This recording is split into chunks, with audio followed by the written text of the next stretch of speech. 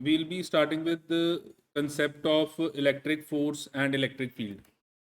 तो देखो हमने क्या पढ़ा था कि अगर हमारे पास पॉइंट चार्जेस हैं और वो जो पॉइंट चार्जेस हैं उनके बीच में डिस्टेंस ऑफ सेपरेशन आर है, तो अगर ये दोनों लाइक चार्जेस हैं तो रिपेल करेंगे, अनलाइक चार्जेस हैं तो अट्रैक्ट करेंगे। तो यहाँ पर आप क्या नोटिस करोगे कि अगर ये दोनों पॉजिटिव हैं तो ये दोनों एक दूसरे को रिपेल कर रहे हैं along the line joining the to. और यहाँ पे ये जो फोर्स आपकी लग रही है वो लग रही है 1/4 pi epsilon nought Q1 Q2 over r square.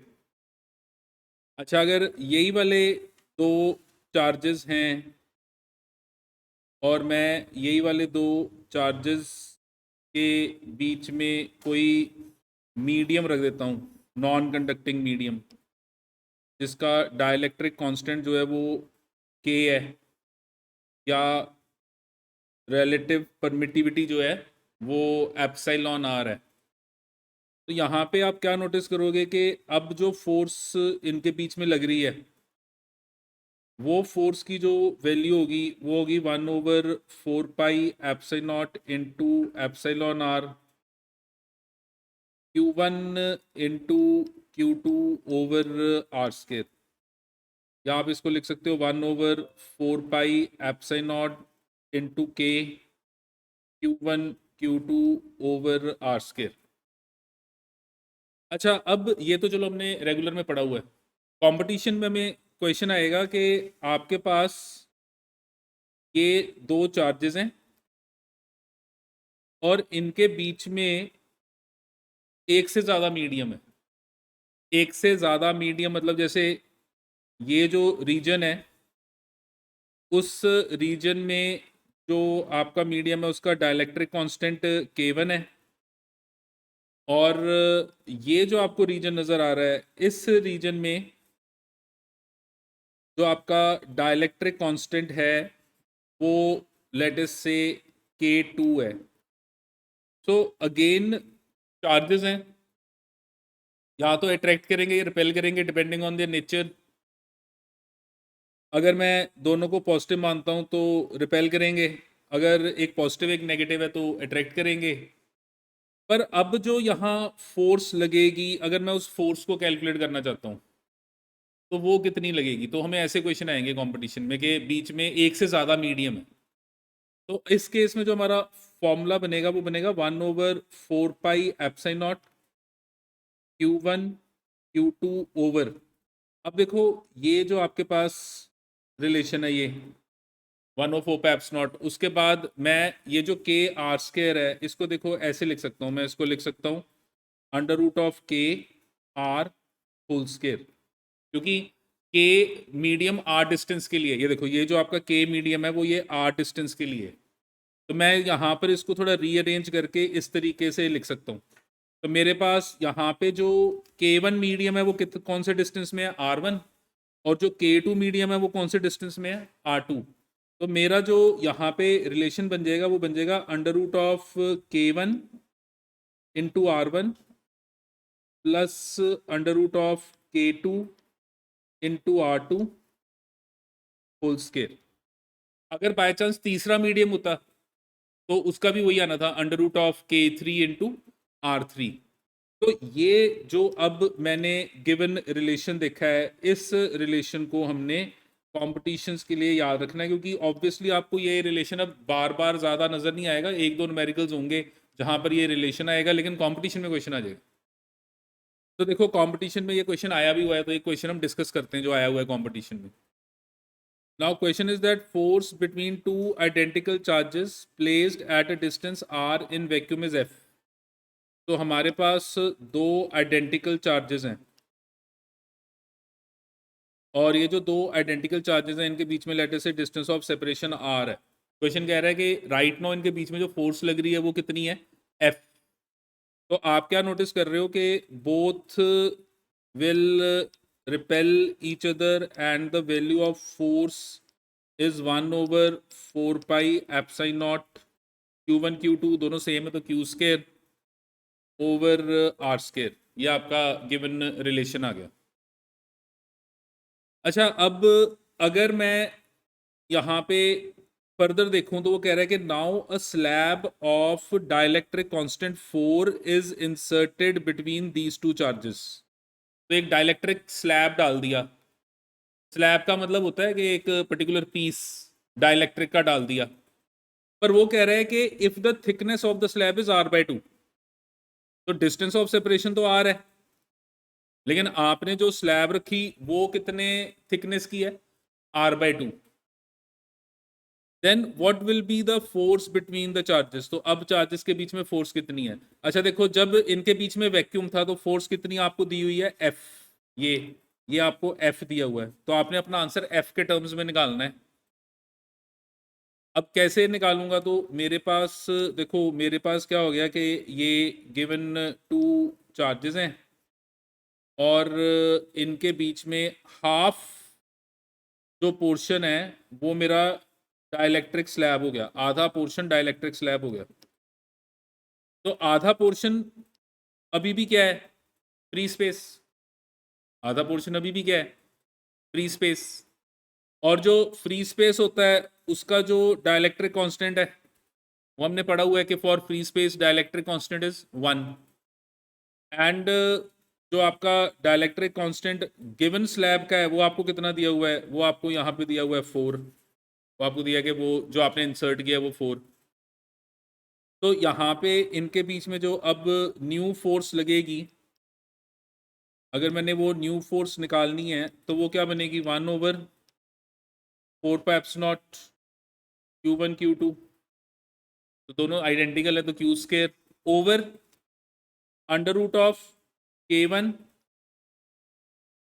Into R1 plus √K2, और वो K2 कितना है, 4 इंटू R2। और R1 R2 दोनों मेरे r/2 हो गए, क्योंकि स्लैब r/2 है तो जो रीजन बचा वो भी r/2 होगा।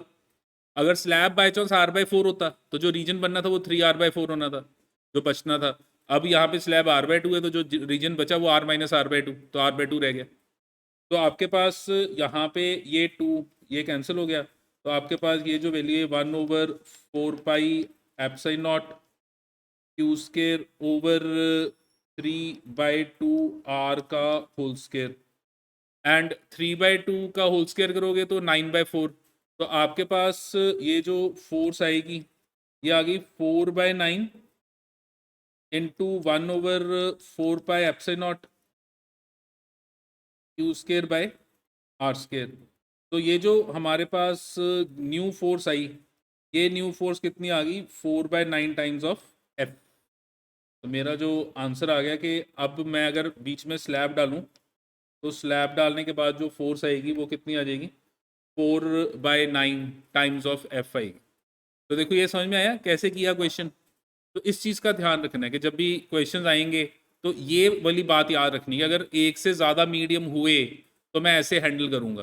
वो जो मेरा डिस्टेंस है उसके साथ रूट टाइम्स ऑफ के इंटू आर का स्केयर बनेगा, रूट टाइम्स बाई के इंटू आर।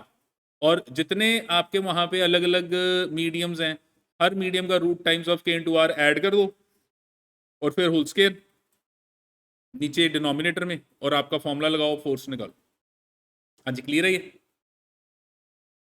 अब यही कंसेप्ट आपका ऐसे इलेक्ट्रिक फील्ड वाले केस में लगेगा। तो अगर हम इलेक्ट्रिक फील्ड स्टडी करना चाहते हैं, मेरे पास एक चार्ज है और ये जो मेरा चार्ज है, ये जो मेरा सोर्स है, ये सोर्स मेरा पॉइंट चार्ज है।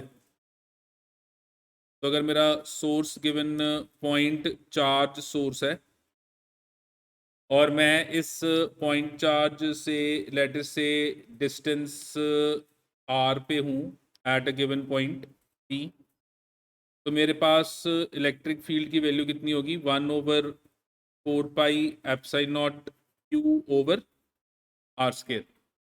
और अगर ये पॉजिटिव सोर्स है तो फील्ड की direction away from the source, और अगर बाय चांस ये नेगेटिव होता तो फील्ड की डायरेक्शन क्या होनी थी, टुवर्ड्स द सोर्स, तो फील्ड की डायरेक्शन टुवर्ड्स द सोर्स होनी थी अगर ये आपका गिवन नेगेटिव चार्ज होता। यहाँ पे भी सेम अब वही बात आ गई कि अगर बाय चांस आपके पास जो गिवन पॉइंट है, इस पॉइंट का ये डिस्टेंस आर और ये आपका मीडियम है यहाँ पे, और ये जो मीडियम है यहाँ पर वो लेटे से मीडियम का डाइलेक्ट्रिक कांस्टेंट के है या रिलेटिव परमिटिविटी एप्सिलॉन आ रहा है, क्योंकि दोनों की वैल्यू सेम, दोनों का एक ही मतलब होता है, dielectric constant and relative permittivity both are numerically equal.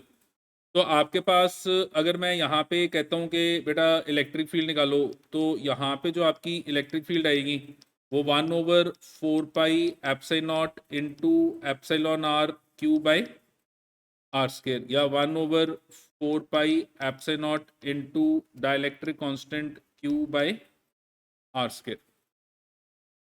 और यहाँ पे भी सेम वही चीज़ लगनी है कि अगर बाय चांस आपको एग्जामिनर कहता है कि आपने एक पॉइंट पी पे इलेक्ट्रिक फील्ड निकालनी है और ये जो आपका गिवन रीजन है उसमें अलग अलग मीडियम्स हैं, जैसे यहाँ पर आपका मीडियम और यहाँ पर आपका मीडियम, ये देखो डिफरेंट है, और आप क्या नोटिस कर रहे हो कि फॉर डिस्टेंस r1 जो मीडियम है वो डाइलेक्ट्रिक कांस्टेंट k1 है, फॉर डिस्टेंस r2 जो मीडियम है वो डाइलेक्ट्रिक कांस्टेंट जो है वो k2 है।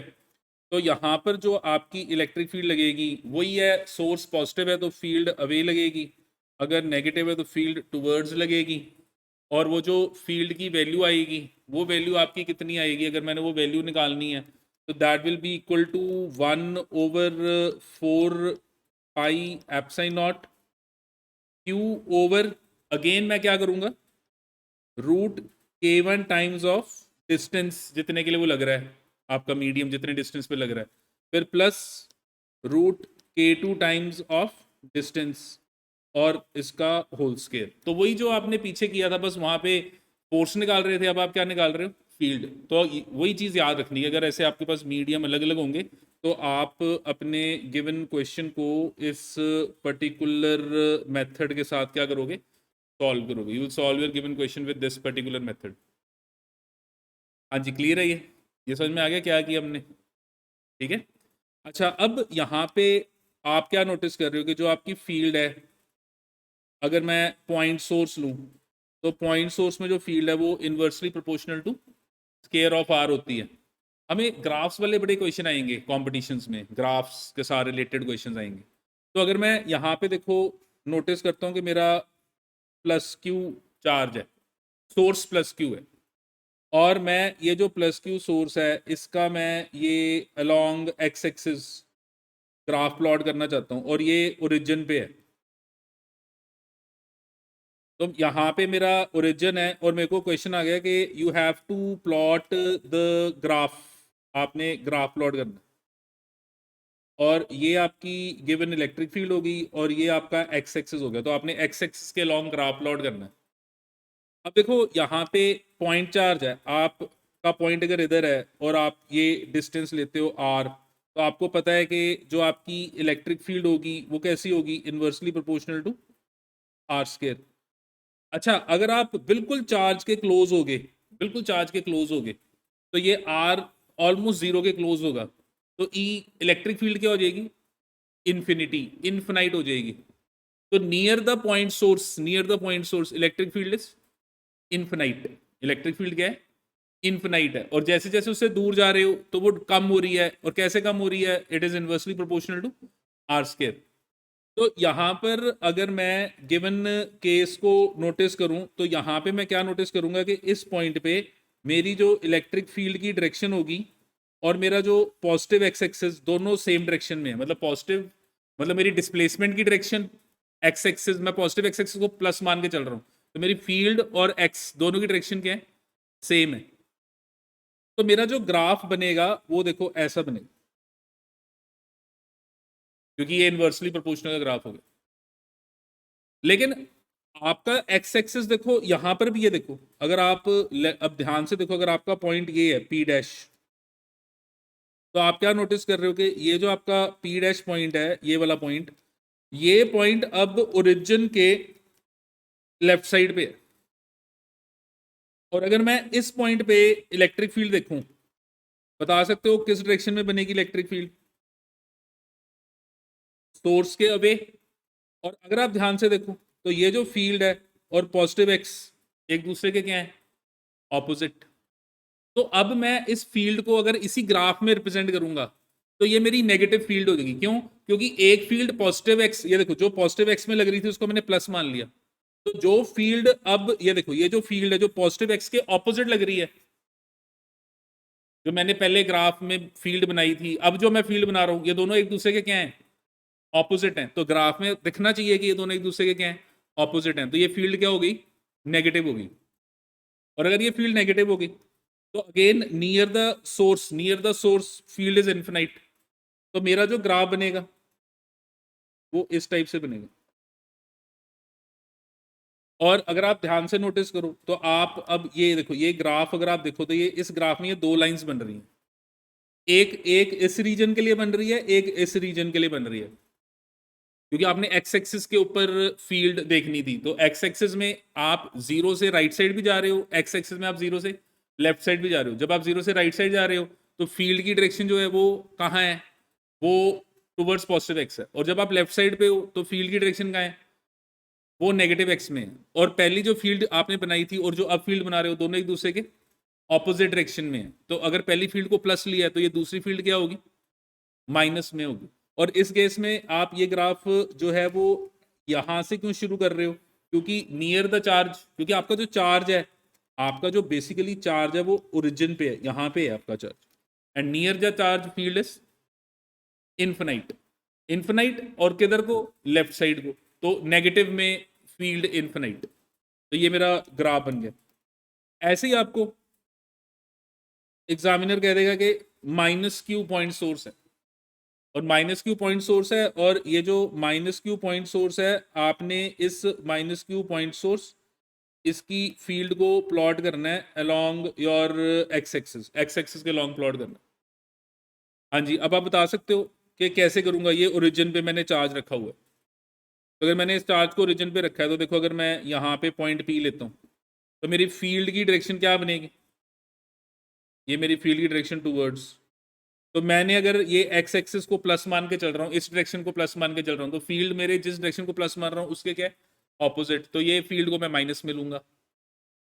तो अब मेरा जो ग्राफ अब बनेगा, इस ग्राफ को अगर मैं यहाँ पे ध्यान से देखूं तो मेरे पास ये फील्ड आ गई, ये मेरे पास एक्स आ गया। और अब जो मेरा ग्राफ यहाँ बनेगा वो देखो, ये ऐसे बनेगा। ये पता लगा ये नीचे क्यों बना ग्राफ? क्योंकि आपका जो सोर्स है वो नेगेटिव सोर्स। और इस केस में अगर मैं पॉइंट यहां लूं, अगर मैं इधर पॉइंट लूं ये वाली जगह, तो इस केस में अगर आप यहां फील्ड देखोगे तो फील्ड जो लगेगी वो किधर लगेगी? Towards the source. वो टुवर्ड्स द सोर्स लगेगी। और अगर वो टुवर्ड्स द सोर्स लगेगी तो अब ये देखो डायरेक्शन किधर को लग रही है? पॉजिटिव एक्स वाली डायरेक्शन में। ठीक है ना? तो हमने क्या कहा था? E इज इक्वल टू 1/4 पैप्स naught q by r square में लेफ्ट साइड पे फील्ड और राइट साइड में डिस्प्लेसमेंट अगर सेम डायरेक्शन में होते हैं तो फील्ड को प्लस मानते हैं। अगर लेफ्ट साइड पे फील्ड और डिस्प्लेसमेंट राइट साइड पे ऑपोजिट होती है तो फील्ड हम माइनस में लेते हैं। तो यहाँ पे देखो अब दोनों की डायरेक्शन सेम होगी तो फील्ड अब पॉजिटिव में आ गई। तो अगर ये पॉजिटिव आ गई तो मेरा जो अब ग्राफ बनेगा यहाँ पे वो ऐसा बनेगा। तो पेपर में ऐसे ग्राफ आने हैं आपको। उसने सिर्फ फर्स्ट क्वाड्रेंट में ग्राफ नहीं देना, ऐसे 4 क्वाड्रेंट्स का ग्राफ बना के दे देना। और एक और बात याद रखनी है कि आपको समटाइम्स जो ग्राफ है ना वो ऐसे भी आ सकता है, E एंड 1/r²। E और अगर 1/r² का ग्राफ आया तो जब आप बिल्कुल चार्ज के क्लोज हो तो R 0 है, तो 1/r क्या हो जाएगा? इन्फिनिटी। 1/r आपके पास R 0 है। तो आप, और जब आप यहां पर बिल्कुल क्लोज हो गए तो हमने क्या कहा था? क्लोज फील्ड इन्फिनिटी है। तो बिल्कुल क्लोज अगर रेसिप्रोकल लोगे तो क्या हो जाएगी? 0। तो 1/r² लोगे तो आपके पास ये जो गिवन वैल्यू है यहाँ पे, ये 1/r² लेंगे। तो 1/r² में हम क्या नोटिस करेंगे? ग्राफ कैसा बनेगा? Straight line. और जो ये जो स्ट्रेट लाइन होगा इसका जो स्लोप होगा, हाँ जी, वो क्या बनेगा? Q/4πε0। तो ये ध्यान रखना है कि field is varying with distance और reciprocal of square of distance. अगर reciprocal of square of distance है, reciprocal of square of distance है, तो फिर आपकी जो फील्ड की वेरिएशन है वो ऐसे बनेगी। और अगर आपके पास फील्ड और डिस्टेंस है, फील्ड एंड डिस्टेंस, तो फिर आपका ग्राफ इस तरीके से बनेगा। अब ये तो हो गया एक सिंगल सोर्स। अगर मेरे पास ग्रुप ऑफ पॉइंट चार्जेस होंगे तो भी मेरे को क्वेश्चन आएगा ग्राफ बनाने को। यहां तक क्लियर है? तो अब देखो हमारे पास ये जो क्वेश्चन है इसमें है कि two equal charges each of charge q are kept at -a,0 and +a,0। इसका मतलब अगर मैं लेटर से ये वाली जगह ओरिजिन मान लूं और ये जो लाइन है इसको मैं एक्स एक्सिस मान लूं,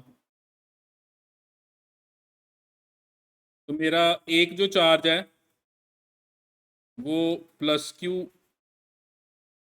-a,0 पे आएगा और दूसरा जो चार्ज है वो भी +q +a,0 पे आएगा। और दोनों चार्जेस के बीच में जो डिस्टेंस ऑफ सेपरेशन बनेगा वो कितना बन जाएगा? ट्वाइस ऑफ ए। हाँ जी ठीक है, ये तो कोई प्रॉब्लम नहीं, हो जाएगा ना ऐसे। अच्छा, अब क्वेश्चन कह रहा है कि draw your electric field versus r graph. E versus r graph बनाना है। कहाँ बनाना है? Along the line joining the two charges, मतलब एक्स एक्सिस के लॉन्ग बनाना है। Line joining the two charges कौन सा है? X axis. तो मैंने एक्स एक्सिस के लॉन्ग इलेक्ट्रिक फील्ड की वेरिएशन को क्या करना है? ग्राफिकली प्लॉट करना है। अच्छा, यहाँ पे अगर मैं नोटिस करूँ तो एक ये चार्ज और एक ये चार्ज, जब भी मैं चार्ज के क्लोज हूँगा तो मेरी फील्ड होगी इन्फिनाइट। चार्ज के क्लोज होऊंगा तो फील्ड क्या होगी? इन्फिनाइट।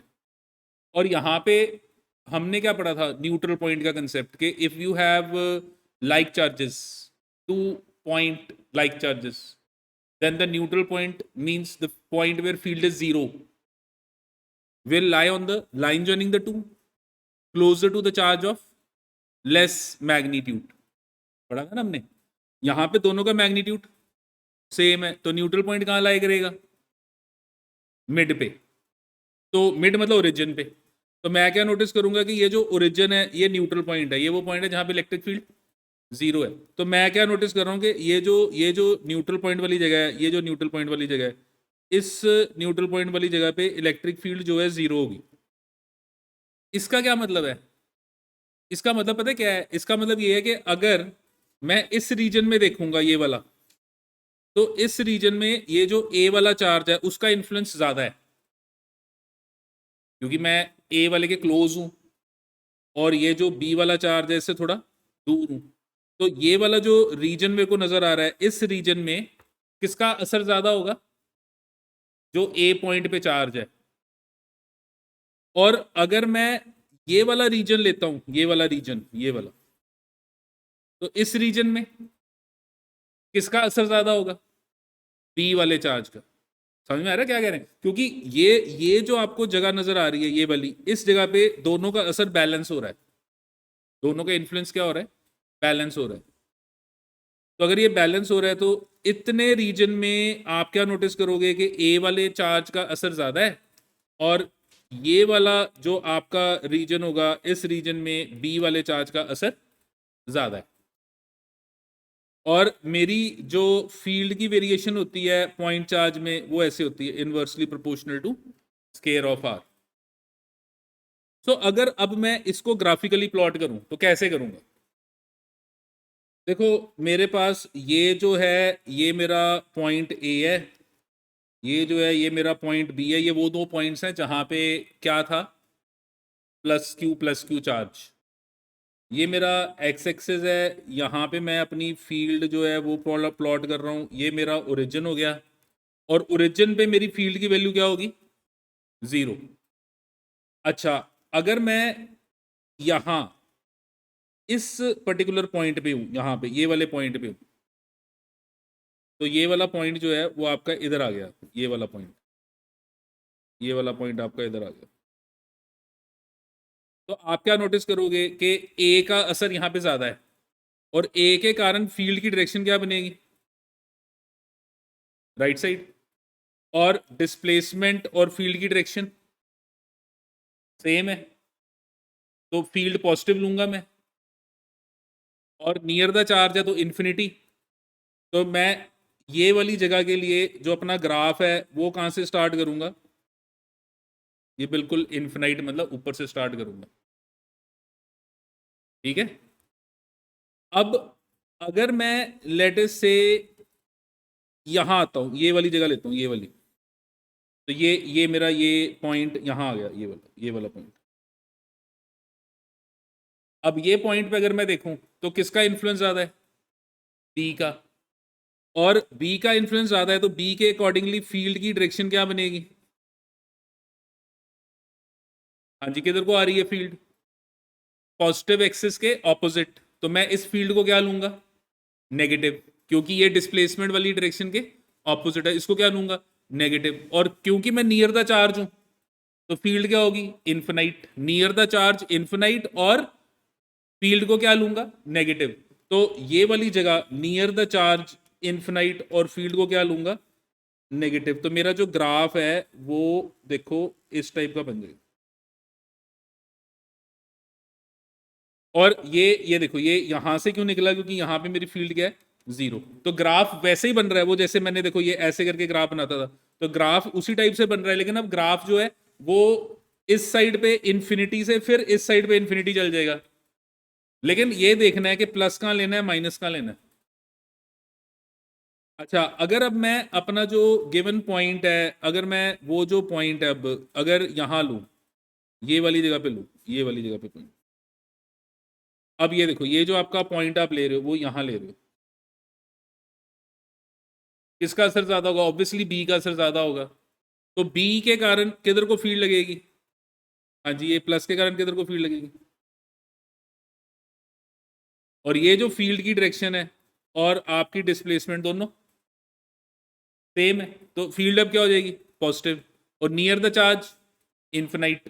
तो यहाँ पे positive and near the charge infinite, तो मेरा जो ग्राफ है वो ये ऐसे जाएगा।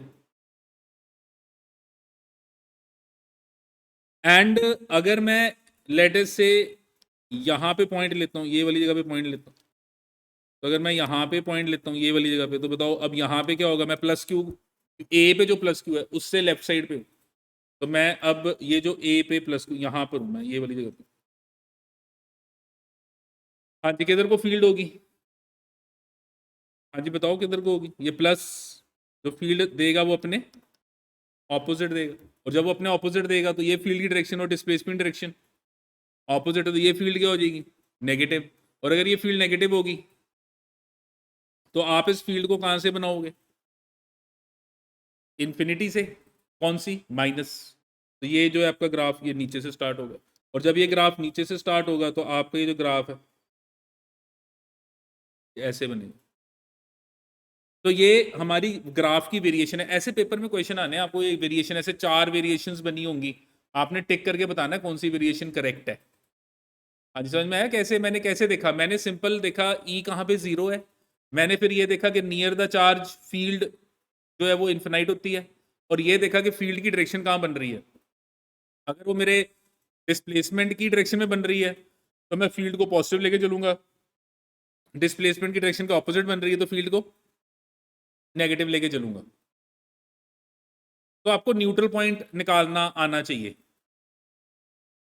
समटाइम्स ऐसा भी हो सकता है कि दोनों चार्जेस के मैग्नीट्यूड अलग अलग हों, तो फिर न्यूट्रल पॉइंट कहाँ लाया करेगा, closer to the charge of less magnitude. हाँ जी ठीक है, ये समझ गए, ग्राफ वेरिएशन समझ में आ गई। अच्छा, अगर ये दोनों नेगेटिव होते फिर कैसा ग्राफ बनना था, तो अब करके देखो जरा, पहले अभी दोनों लाइक चार्जेस थे ना, क्वेश्चन तो वही है कि लाइक चार्जेस, बट अगर ये दोनों लाइक चार्जेस नेगेटिव होते, मतलब if both like charges would have been minus q, फिर ग्राफ कैसे बनता, करो जरा ट्राई, करो ट्राई। मेरे पास ये ओरिजिन आ गया, एक चार्ज मैंने माइनस क्यू लिया -a, 0 पे, दूसरा चार्ज मैंने अगेन माइनस क्यू लिया क्योंकि लाइक चार्जेस हैं, आइडेंटिकल हैं, तो वो मैंने लिया a,0 पे। अगेन क्योंकि दोनों लाइक चार्जेस हैं, एक जैसे हैं, तो ये जो आपका पॉइंट है ये कौन सा पॉइंट हो जाएगा, न्यूट्रल पॉइंट। ये आपका न्यूट्रल पॉइंट हो गया। यहाँ पे एक पॉइंट ए हो गया, एक पॉइंट बी हो गया।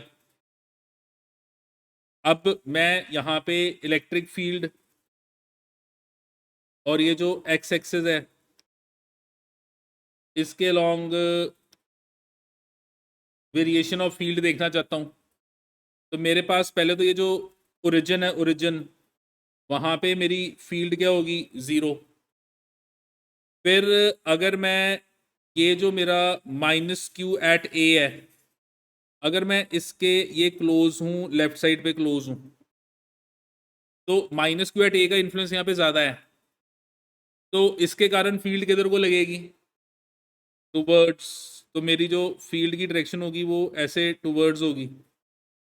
तो अब ये फील्ड देखो डिस्प्लेसमेंट के ऑपोजिट है, तो इस फील्ड को मैं अब प्लस लूंगा कि माइनस लूंगा, माइनस। और नियर द चार्ज क्या लूंगा, इन्फिनिटी। तो मेरा जो यहाँ पे पॉइंट ए आपको नजर आ रहा है, इस पॉइंट ए पे, इस पॉइंट ए पे चार्ज है, तो इसके क्लोज अगर मैं हूँगा, इसके क्लोज हूँगा ए के, तो मेरा जो फील्ड है वो इन्फिनाइट है। और अगर मैं यहाँ पे देख रहा हूँ, ये वाली जगह पे देख रहा हूँ, तो मेरी फील्ड नेगेटिव में इन्फिनाइट है, नेगेटिव में इन्फिनाइट है।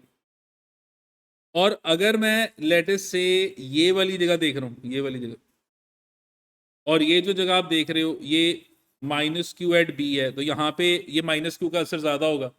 इस केस में फील्ड की डायरेक्शन नेगेटिव, तो फील्ड हमेशा टुवर्ड्स द नेगेटिव चार्ज होता है, तो फील्ड और डिस्प्लेसमेंट की डायरेक्शन अब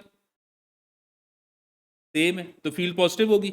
और नियर ये B point, near the charge, field क्या होगी, इन्फिनाइट। तो मेरा जो ग्राफ बनेगा वो ग्राफ ये ऐसे बनेगा। हाँ जी, समझिए ग्राफ।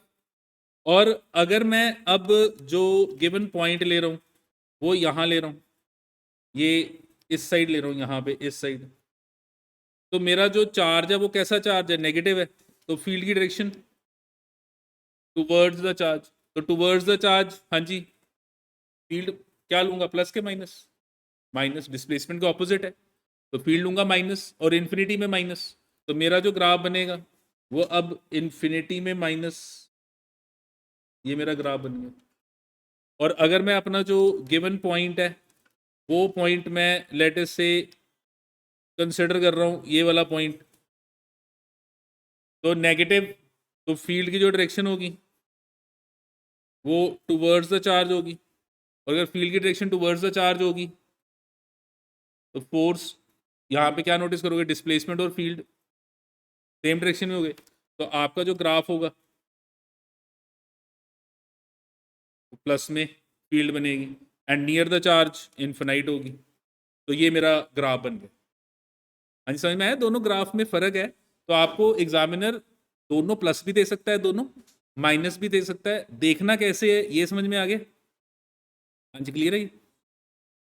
अब देखो हमने रेगुलर क्लास में ये क्वेश्चंस किए थे न्यूट्रल पॉइंट वाले, या find the place where the third charge will be in equilibrium if you have two like charges, दो लाइक चार्जेस हैं और एक थर्ड चार्ज इक्विलिब्रियम में, तो कहाँ रखना है, या दो लाइक चार्जेस हैं और आप न्यूट्रल पॉइंट निकालना चाहते हो, ऐसे क्वेश्चन हमने किए थे। तो हमारे पास यहाँ पे जैसे देखो ये एक चार्ज Q1 है, ये एक चार्ज Q2 है, ठीक है। क्वेश्चन आ जाएगा कि एक थर्ड चार्ज रखना है ताकि वो इक्विलिब्रियम में हो, या क्वेश्चन आ गया कि न्यूट्रल पॉइंट निकालो, दोनों एक जैसी क्वेश्चंस हैं, दोनों का एक ही मतलब बनना है। तो मैंने लेटेस्ट से यहाँ पे नोटिस किया कि Q1 is less than Q2, तो हमारा कंसेप्ट क्या था कि the neutral point will lie near to the charge of less magnitude and it will lie between the line joining the two charges.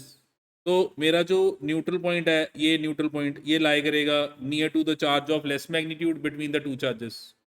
अच्छा, ये वाला डिस्टेंस जो है वो मैंने x मान लिया, और दोनों के बीच में मेरे को ये डिस्टेंस दिया हुआ है d, मैंने ये x निकालना है। इसको निकालने के लिए हम शॉर्टकट भी यूज़ कर सकते हैं। अगर देखो शॉर्टकट्स का क्या होता है कि कम टाइम में क्वेश्चन सॉल्व हो जाता है। तो ये अगर मैंने x निकालना है तो ये है d over under root of Q2 by Q1 plus 1। अभी आपका शॉर्टकट है। अगर आप इसको लर्न कर लो तो फटाफट आपका जो क्वेश्चन है वो सॉल्व हो जाएगा। पर इसके लिए ये फॉर्मूला याद रखना पड़ेगा आपको। नहीं याद होगा तो कोई प्रॉब्लम नहीं, क्या करना है वो जो आप करते ही हो कि यहाँ पे दो फील्ड लगेंगी, एक 1 के कारण लगेगी फिर एक 2 के कारण लगेगी। दोनों फील्ड्स को इक्वेट करो, E1 E2 इक्वल करो, नेट फील्ड क्या हो जाएगी 0। तो ऐसी कोई प्रॉब्लम नहीं है, वो तो जो हम करते हैं आप ऐसे कर सकते हो। पर ये आपका डायरेक्ट फॉर्मूला आ गया। जितने शॉर्टकट्स याद रखोगे उतनी जल्दी क्वेश्चन सॉल्व हो जाएगा। जैसे अगर मैं यहाँ पे देखूँ तो क्वेश्चन है कि हमारे पास एक 4 कूलम चार्ज है, एक 16 कूलम चार्ज है और हम न्यूट्रल पॉइंट निकालना चाहते हैं। तो मेरे पास ये जो Q1 है ये कितना दिया हुआ है 4 माइक्रो कूलम और Q2 कितना दिया हुआ है 16 माइक्रो कूलम। मैंने ये x निकालना है तो x की वैल्यू कितनी आ गई d over 16 by 4 under root plus 1। तो ये आपके पास कितना आ गया d/3। तो आपका जो न्यूट्रल पॉइंट है वो 1/3 ऑफ द डिस्टेंस पे हो गया। ठीक है, तो ये शॉर्टकट्स हैं, अगर याद रखो तो बेटर है। शॉर्टकट्स के लिए देखो ये एक ही सिस्टम है कि घर पे कॉपी जरूर बनाओ, कॉपी में फॉर्मूले लिखो और हर 3-4 दिन में फॉर्मूले देखो। अगर आप फॉर्मूले देखोगे तो ये फॉर्मूले कभी भूलेंगे नहीं। तो फॉर्मूले जरूर लिखो, एक पेज पे फॉर्मूले लिखो। हाँ जी ठीक है, ये समझ गए। अब देखो एक और क्वेश्चन आ गया जिसमें हमारे पास दो opposite equal and opposite charges हैं। तो क्वेश्चन आ गया 2 point charges minus Q and plus Q are placed at minus a0 and plus a0 along x axis। तो यहाँ पे मेरे पास ये जो पॉइंट है ये ओरिजिन हो गया और पॉइंट ए, ये जो पॉइंट है ये -a,0 हो गया और फिर मेरे पास यहाँ पे आ गया plus q charge at point B और ये जो plus q charge at point B है ये मेरे पास आ गया +a,0। और मैं अपने ये जो गिवन चार्जेस हैं इनको लिख रहा हूँ अलोंग एक्स एक्सिस और मैं इलेक्ट्रिक फील्ड और गिवन डिस्टेंस का ग्राफ बनाना चाहता हूँ along the line joining the to. Line joining the to मतलब एक्स एक्सिस, क्योंकि जो लाइन इनको ज्वाइन कर रही है वो एक्स एक्सिस है। तो मैं एक्स एक्सिस के ऊपर मतलब ये जो ए बी को लाइन ज्वाइन कर रही है इसके ऊपर जितने भी पॉइंट्स हैं वहां पे इलेक्ट्रिक फील्ड की वेरिएशन विद डिस्टेंस देखना चाहता हूँ कि डिस्टेंस के साथ फील्ड कैसे वेरी कर रही है। अच्छा यहाँ पे पहले तो न्यूट्रल पॉइंट की बात करें, कहाँ पे होगा न्यूट्रल पॉइंट। तो अगर एक प्लस माइनस हो तो हमने क्या कहा था neutral point will lie outside the line joining the two closer to the charge of less magnitude. दोनों का मैग्नीट्यूड इस क्वेश्चन में सेम है। ये इलेक्ट्रिक डायपोल का केस हो गया, electric dipole system of two equal and opposite charges separated by some distance. और यहां पे मैं क्या नोटिस करूंगा कि there will be no neutral point. तो there is no neutral point. यहाँ पे कोई न्यूट्रल पॉइंट नहीं होगा, there is no neutral point. यहाँ पे कोई न्यूट्रल पॉइंट नहीं है, there is no point where field will be zero. हाँ फील्ड जीरो कहाँ होगी इन्फिनिटी, जब आप इस सारे सिस्टम से बहुत दूर चल जाओगे जहां पे इस सारे सिस्टम का कोई असर नहीं है वो वहां पे आपकी जो गिवन फील्ड है वो जीरो होगी, उसको आप न्यूट्रल पॉइंट कहोगे। हाँ जी ठीक है। तो मैं यहाँ पे क्या नोटिस कर रहा हूँ, मैं यहाँ पे नोटिस कर रहा हूँ मैं नोटिस कर रहा हूँ there is no neutral point here. यहाँ पे कोई न्यूट्रल पॉइंट नहीं है। अगेन माइनस क्यू के क्लोज होऊंगा तो उसका इन्फ्लुएंस ज्यादा होगा, प्लस क्यू के क्लोज होऊंगा तो उसका इन्फ्लुएंस ज्यादा होगा। ठीक है, यहां पे मैं क्या नोटिस करूंगा कि जैसे जैसे माइनस क्यू से दूर जा रहा हूं उसका असर कम होता जाएगा और जैसे जैसे मैं प्लस क्यू से दूर जा रहा हूं उसका भी असर कम होता जाएगा। ठीक है, तो यहां पे मैं क्या नोटिस कर रहा हूं, यहां पे मैं नोटिस कर रहा हूं कि माइनस क्यू के पास इन्फ्लुएंस बहुत ज्यादा है, तो आगे जा रहा हूं इन्फ्लुएंस कम होगा। प्लस क्यू के पास भी इन्फ्लुएंस बहुत ज़्यादा है, तो अगर इधर को जा रहा हूँ तो इन्फ्लुएंस कम हो रहा है। तो इसका मतलब क्या है कि ये इन्फ्लुएंस कम हो रहा है, फिर कोई एक जगह है जहां पे इन्फ्लुएंस क्या हो जाएगा, मिनिमम। उसके बाद फिर आगे जाऊंगा तो इन्फ्लुएंस फिर बढ़ने लग जाएगा। क्यों? क्योंकि ये बी के पास फिर इन्फ्लुएंस स्ट्रांग है, ज्यादा है। तो अगर मैं ए टू बी के बीच में देखूं तो ए टू बी के बीच में मैं क्या नोटिस कर रहा हूं, जब मैं ए से बी जा रहा हूं तो जब मैं ए पे हूं तो इन्फ्लुएंस बहुत ज्यादा है, फील्ड बहुत ज्यादा है। ए से दूर जाऊंगा फील्ड कम हो जाएगी, और जब फिर बी के क्लोज जाऊंगा तो फिर फील्ड बढ़ जाएगी। इसका मतलब क्या है कि ए से जब मैं बी जा रहा हूं, मतलब मैं ये ए से बी, जब मैं ये वाला रीजन ए से बी जा रहा हूं, तो ए से बी जाते हुए पहले फील्ड ज्यादा थी, फिर कम हो रही है, और फिर बी के पास पहुंचूंगा तो फिर दोबारा फील्ड बढ़ जाएगी। समझ में आ रहा है क्या कह रहे हैं? इसका क्या मतलब है? इसका मतलब ये है कि ए और बी के बीच में कोई एक ऐसी जगह है जहां पे फील्ड मिनिमम हुई है, क्योंकि ए पे बढ़ रही, ए पे ज्यादा है, ए से दूर जा रहे हो कम हो रही है, फिर कम होने के बाद बी पे जा रहे हो तो फिर बढ़ गई। तो जब ए से बी जा रहे हो तो कम होके बढ़ गई। कोई चीज कम होके बढ़ने का क्या मतलब है? ये कम हो रही है और फिर वो बढ़ गई है। तो कोई चीज कम कम होके बढ़ गई है, तो ये देखो ये उसका क्या आ गया, मिनिमम। इसका मतलब बिटवीन ए और B there is one point where field will be minimum. और क्योंकि ये सिमेट्री है, वैसे अगर मैं ध्यान से देखूं तो सिमेट्री, क्योंकि दोनों चार्जेस की वैल्यू सेम है, तो मिनिमम फील्ड कहां पे होगी, एट देयर सेंटर। मतलब मैं वैसे कंसेप्ट, मतलब ऐसे मैं कंसेप्ट लगा सकता हूँ क्या, कि मिनिमम फील्ड कहां पे होगी, सेंटर पे। क्यों? क्योंकि दोनों चार्जेस का इन्फ्लुएंस एक जैसा है, क्योंकि एक प्लस क्यू है और एक माइनस क्यू है, दोनों की स्ट्रेंथ एक जैसी है। तो अगर दोनों की स्ट्रेंथ एक जैसी है तो वो कौन सी जगह होगी जहां पे फील्ड मिनिमम होगी, वो होगी उनका सेंटर, वो होगा उनका मिड पॉइंट। पर अगर मैं लेटर से इस पर्टिकुलर चीज को कैलकुलेट करना चाहता हूं तो कैसे करूंगा? तो मैंने यहां पे देखो एक पॉइंट ले लिया P, और ये मैंने गिवन डिस्टेंस मान लिया लेटर से x। वो जो E1 फील्ड लगेगी वो किधर को लगेगी, टूवर्ड्स माइनस क्यू, क्योंकि फील्ड नेगेटिव है ना, नेगेटिव सोर्स के कारण है ना। तो अगर नेगेटिव सोर्स के कारण तो फील्ड की डायरेक्शन किधर होगी, टूवर्ड्स द सोर्स। अच्छा ये प्लस है तो इसके कारण भी फील्ड अवे लगेगी, तो आपकी ये फील्ड होगी E2। और नेट फील्ड आप क्या नोटिस कर रहे हो, क्या होगी, ऐड हो जाएगी। तो अगर मैं यहाँ पे लेटर से at point P electric field निकालना चाहता हूँ तो हो जाएगी E1 प्लस E2। हाँ जी ठीक है, ये बात क्लियर है। अच्छा ये होगी E1 प्लस E2, और यहाँ पे E1 की वैल्यू अगर मैंने देखनी है तो E1 के लिए ये डिस्टेंस कितना बनेगा आपके पास, x। और E2 अगर मैंने देखना है, हाँ जी, ये डिस्टेंस कितना बनेगा, 2a माइनस एक्स। ये पता लगे 2a क्यों, क्योंकि सेंटर से दोनों का डिस्टेंस a ईच है। तो मेरे पास यहाँ पे देखो फील्ड k, ये जो k है ये मेरे पास आ गया 1/4 पाई एप्सिलॉन नॉट। तो k q over x square plus k q over 2a minus x का होल स्क्वायर, ये मेरी इलेक्ट्रिक फील्ड आ गई। और यहाँ पे ये जो फील्ड है ये x के साथ वेरी कर रही है।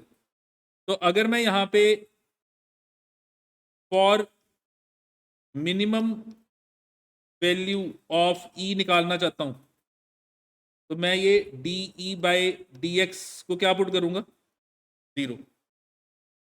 ठीक है ना, क्योंकि मैं क्या नोटिस कर रहा हूं कि जैसे जैसे मैं मूव कर रहा हूं तो x के साथ E बदल रहा है, और मैं मिनिमम या मैक्सिमम वैल्यू निकालना चाहता हूं तो क्या करता हूं, जिस भी क्वांटिटी की मिनिमम या मैक्सिमम वैल्यू निकालनी है उसको क्या करता हूं, डिफ्रेंशिएट करता हूं किसके साथ, जिस पे वो डिपेंड कर रही है, और उसको किसके इक्वल पुट कर देता हूं, 0। तो अगर मैं इसको 0 के इक्वल पुट कर दूं तो मैं क्या नोटिस करूंगा कि इसको जब मैं सॉल्व करूं डिफ्रेंशिएट करके तो मेरे पास आंसर आएगा x is equal to a। जब आप सॉल्व करोगे, आप खुद कर लो सॉल्व घर जाके आप करोगे, क्योंकि अब सारे काम करने लगे तो बहुत टाइम लग जाएगा, तो इतनी डिफ्रेंशिएशन तो आप कर ही लोगे अब। तो जब आप सॉल्व करोगे इसको डिफ्रेंशिएट करके तो आपके पास आंसर क्या आएगा कि x इक्वल टू a। मतलब कि जब x a के इक्वल होगा, ये देखो ये आपने x लिया था, जब ये x किसके इक्वल होगा, a के इक्वल होगा, तो वहां पे फील्ड क्या आएगी, मिनिमम। और x इक्वल टू a का मतलब कौन सा पॉइंट आएगा, मिड पॉइंट। क्योंकि अगर आप इस x को a लोगे तो ये कौन सा पॉइंट आ जाएगा, मिड पॉइंट। तो मैं क्या नोटिस कर रहा हूं, मैं नोटिस कर रहा हूं दैट एट मिड पॉइंट, और वो हमारे लिए यहां पे क्या है, origin. Your electric field will be minimum. तो इसका मतलब सेंटर पे फील्ड जीरो नहीं है, पर सेंटर पे फील्ड मिनिमम है। अब ये बात भी आपने ना याद रखनी है। और पता है ये जो पॉइंट है, ये ऐसा भी हो सकता है कि आपको रेगुलर में जो बिल्कुल 5 मार्क्स, बोर्ड में भी ना 5 मार्क्स का ऐसा आता है क्वेश्चंस, मतलब 1 1 मार्क के क्वेश्चन या 2 मार्क के क्वेश्चन ऐसे आते हैं जो थोड़े से ना दिमाग लगाने वाले होते हैं, hots type, high order thinking. तो आपको ऐसे आ सकता है कि बताओ इस केस में फील्ड तो कहीं जीरो नहीं है, न्यूट्रल पॉइंट तो कहीं जीरो नहीं है, पर एक जगह है जहां पे फील्ड क्या है, मिनिमम है बिटवीन द टू चार्जेस। तो वो कौन सी जगह है, तो किस जगह पे फील्ड मिनिमम होगी, एट द मिड पॉइंट। और वो जो मिड पॉइंट है वो इसका सिस्टम का सेंटर है जो ओरिजिन है। अच्छा अब चलो फिर ग्राफ प्लॉट करें, फिर अब ग्राफ प्लॉट करते हैं। मेरे पास ये ओरिजिन हो गया, एक पॉइंट ए हो गया, दूसरा मेरे पास पॉइंट बी हो गया। यहाँ पे मैंने माइनस क्यू चार्ज रखा है, यहाँ पे मैंने प्लस क्यू चार्ज रखा है। एक जो है वो -a,0 पे है, दूसरा जो है वो +a,0 पे है। क्वेश्चन कह रहा है कि इलेक्ट्रिक फील्ड और डिस्टेंस का ग्राफ बनाओ। और यहाँ पे मैं क्या नोटिस करूँगा, यहाँ पे मैं नोटिस करूँगा कि ये मेरा पॉइंट ए हो गया और ये मेरा पॉइंट बी हो गया, जहाँ पे मेरे चार्जेस पड़े हुए हैं। एक a,0 है, दूसरा -a,0 है। अब देखो यहाँ पे अगेन मैं ये वाली जगह लूँ, ये जो जगह है ये -q का राइट साइड है, मतलब मैं यहाँ पे देख रहा हूँ ये वाली जगह। हाँ जी, फील्ड की डायरेक्शन किधर बनेगी बता सकते हो, टूवर्ड्स। तो इसको माइनस में लूंगा, प्लस में लूंगा, माइनस में लूंगा। और नियर द चार्ज वैल्यू क्या होगी, इन्फिनिटी। तो माइनस में लूंगा and near the charge value क्या होगी, इन्फिनिटी। तो मेरा ग्राफ ये माइनस में नियर द चार्ज इन्फिनिटी से स्टार्ट होगा। हाँ जी ठीक है। अच्छा अगर मैं लेटेस्ट से ये प्लस क्यू है और इसके क्लोज मैं ये वाला पॉइंट लूँ, ये वाला पॉइंट। हाँ जी अब मैं यहाँ हूं तो फील्ड की डायरेक्शन किधर बनेगी बताओ, प्लस है ना, तो प्लस फील्ड हमेशा अपने अवे देगा। अच्छा अभी भी ये जो फील्ड आ रही है ये आपके एक्स, पॉजिटिव एक्स के क्या आ रही है, ऑपोजिट, क्योंकि ये डायरेक्शन आपका पॉजिटिव एक्स है, तो ये पॉजिटिव एक्स के क्या आ रही है, ऑपोजिट। तो अभी भी फील्ड क्या लूंगा, हाँ जी क्या लूंगा, negative. And near the charge क्या होगी, इन्फिनाइट। तो मेरा जो ग्राफ है वो अभी भी यहाँ पे भी कहाँ से स्टार्ट होगा, ये नियर द चार्ज। मेरा ये वाला पॉइंट था, इस पॉइंट के लिए मैं जो फील्ड बनाऊंगा वो negative near the charge, infinity and negative. अच्छा अगर मैं ये जो गिवन सेंटर है इसको नोटिस करूं, यहाँ पे फील्ड क्या होगी, मिनिमम। माइनस के कारण फील्ड और प्लस के कारण फील्ड, ये डायरेक्शन बनेगी फील्ड की देखो, और ये डायरेक्शन किधर बन रही है, लेफ्ट साइड। तो ये भी क्या होगी, क्या होगी, नेगेटिव। तो ये भी नेगेटिव, तो ये वैल्यू नेगेटिव। तो जब मैं अब ग्राफ बनाऊंगा तो मेरा ग्राफ कैसा बनेगा, मेरा ये जो ग्राफ बनेगा, ये ग्राफ, मेरा ग्राफ जो है वो ये माइनस इन्फिनिटी से, फिर ये जीरो को टच नहीं कर रहा, देखो जीरो को टच नहीं कर रहा। यहाँ पे मेरी जो फील्ड है, यहाँ पे फील्ड क्या होगी, मिनिमम होगी। और जीरो से नीचे है ये, क्योंकि नेगेटिव में मिनिमम होगी। और अगर मैं ये ई मिनिमम निकालना चाहता हूं तो ई मिनिमम कब था, जब ये एक्स और ए इक्वल है। तो देखो यहाँ पर अगर आप देखो तो ये हो जाएगा के क्यू बाय ए स्केयर, और ये जो वैल्यू है एक्स और ए इक्वल है ना, तो 2a minus A is a. तो ये भी सेम वही बनेगा, के क्यू बाय ए स्केयर। तो ये क्या बन जाएगा, 2k q by a square, where what is this k? This k is 1 over 4 pi epsilon naught. तो आपको मिनिमम फील्ड की वैल्यू भी पता लगी, अगर बाय चांस समटाइम्स यहाँ पे ना वो वैल्यू लिखी होती है कितनी है, तो आपको मिनिमम फील्ड पता लग गई कितनी है। और अगर मैं अब अपना जो गिवन पॉइंट है देखो यहाँ ले रहा हूँ, ये वाली जगह पे ले रहा हूँ, तो ये प्लस प्लस के कारण फील्ड किधर को लगेगी? अवे। और ये डायरेक्शन पॉजिटिव एक्स के लॉन्ग है, तो फील्ड क्या होगी? Plus near the charge infinite. तो अगर मैं यहाँ ले रहा हूँ यहाँ, तो ये वाली जगह पे नियर द चार्ज इन्फिनाइट, तो मेरा ग्राफ ये ऐसे जाएगा। और अगर मैं लेटे से ये वाली जगह पे नोटिस करता हूँ, ये वाली जगह पे, ये वाली जगह यहाँ पे ये माइनस है, माइनस, तो माइनस के केस में फील्ड किधर को होगी? टूवर्ड्स, हाँ जी टूवर्ड्स होगी। और अगर ये टूवर्ड्स होगी तो इसका क्या मतलब है टूवर्ड्स का? कौन सी डायरेक्शन बनी? पॉजिटिव एक्स, तो पॉजिटिव फील्ड होगी ना, तो field positive near the charge infinity, तो positive near the charge infinity, और ये ग्राफ, और मेरे पास ये गिवन वेरिएशन होगी। हाँ जी देखो समझ में आया वेरिएशन, और हर केस में वेरिएशन अलग बन रही है, आपको वो वेरिएशन समझ में आनी चाहिए। तो देखो क्लियर है कैसे मैंने इस वेरिएशन को प्लॉट किया है, ठीक है। अब यहां पे भी देखो हमारे पास अगर ये चार्जेस डिफरेंट होते, अनलाइक बट डिफरेंट, मतलब एक चार्ज -q1, दूसरा चार्ज +q2, और इनके बीच में जो डिस्टेंस ऑफ सेपरेशन है वो लेटे से हमारे पास दिया हुआ है d, और क्वेश्चन आ गया कि आपने न्यूट्रल पॉइंट निकालना है, और इस केस में आपको दिया हुआ है कि q1 magnitude is less than q2 magnitude, तो जिसका मैग्नीट्यूड कम है वो लेटर से q1 है। तो इस केस में क्या होगा? न्यूट्रल पॉइंट कहाँ लाई करेगा? Outside the line joining the two, closer to the charge of less magnitude. तो मेरा जो न्यूट्रल पॉइंट है वो outside the line joining the two, closer to the charge of less magnitude. और अगर मैं इस x को फाइंड आउट करना चाहता हूँ शॉर्टकट, तो ये जो मेरा फॉर्मूला बनेगा वो बनेगा d over under root of q2 by q1 -1।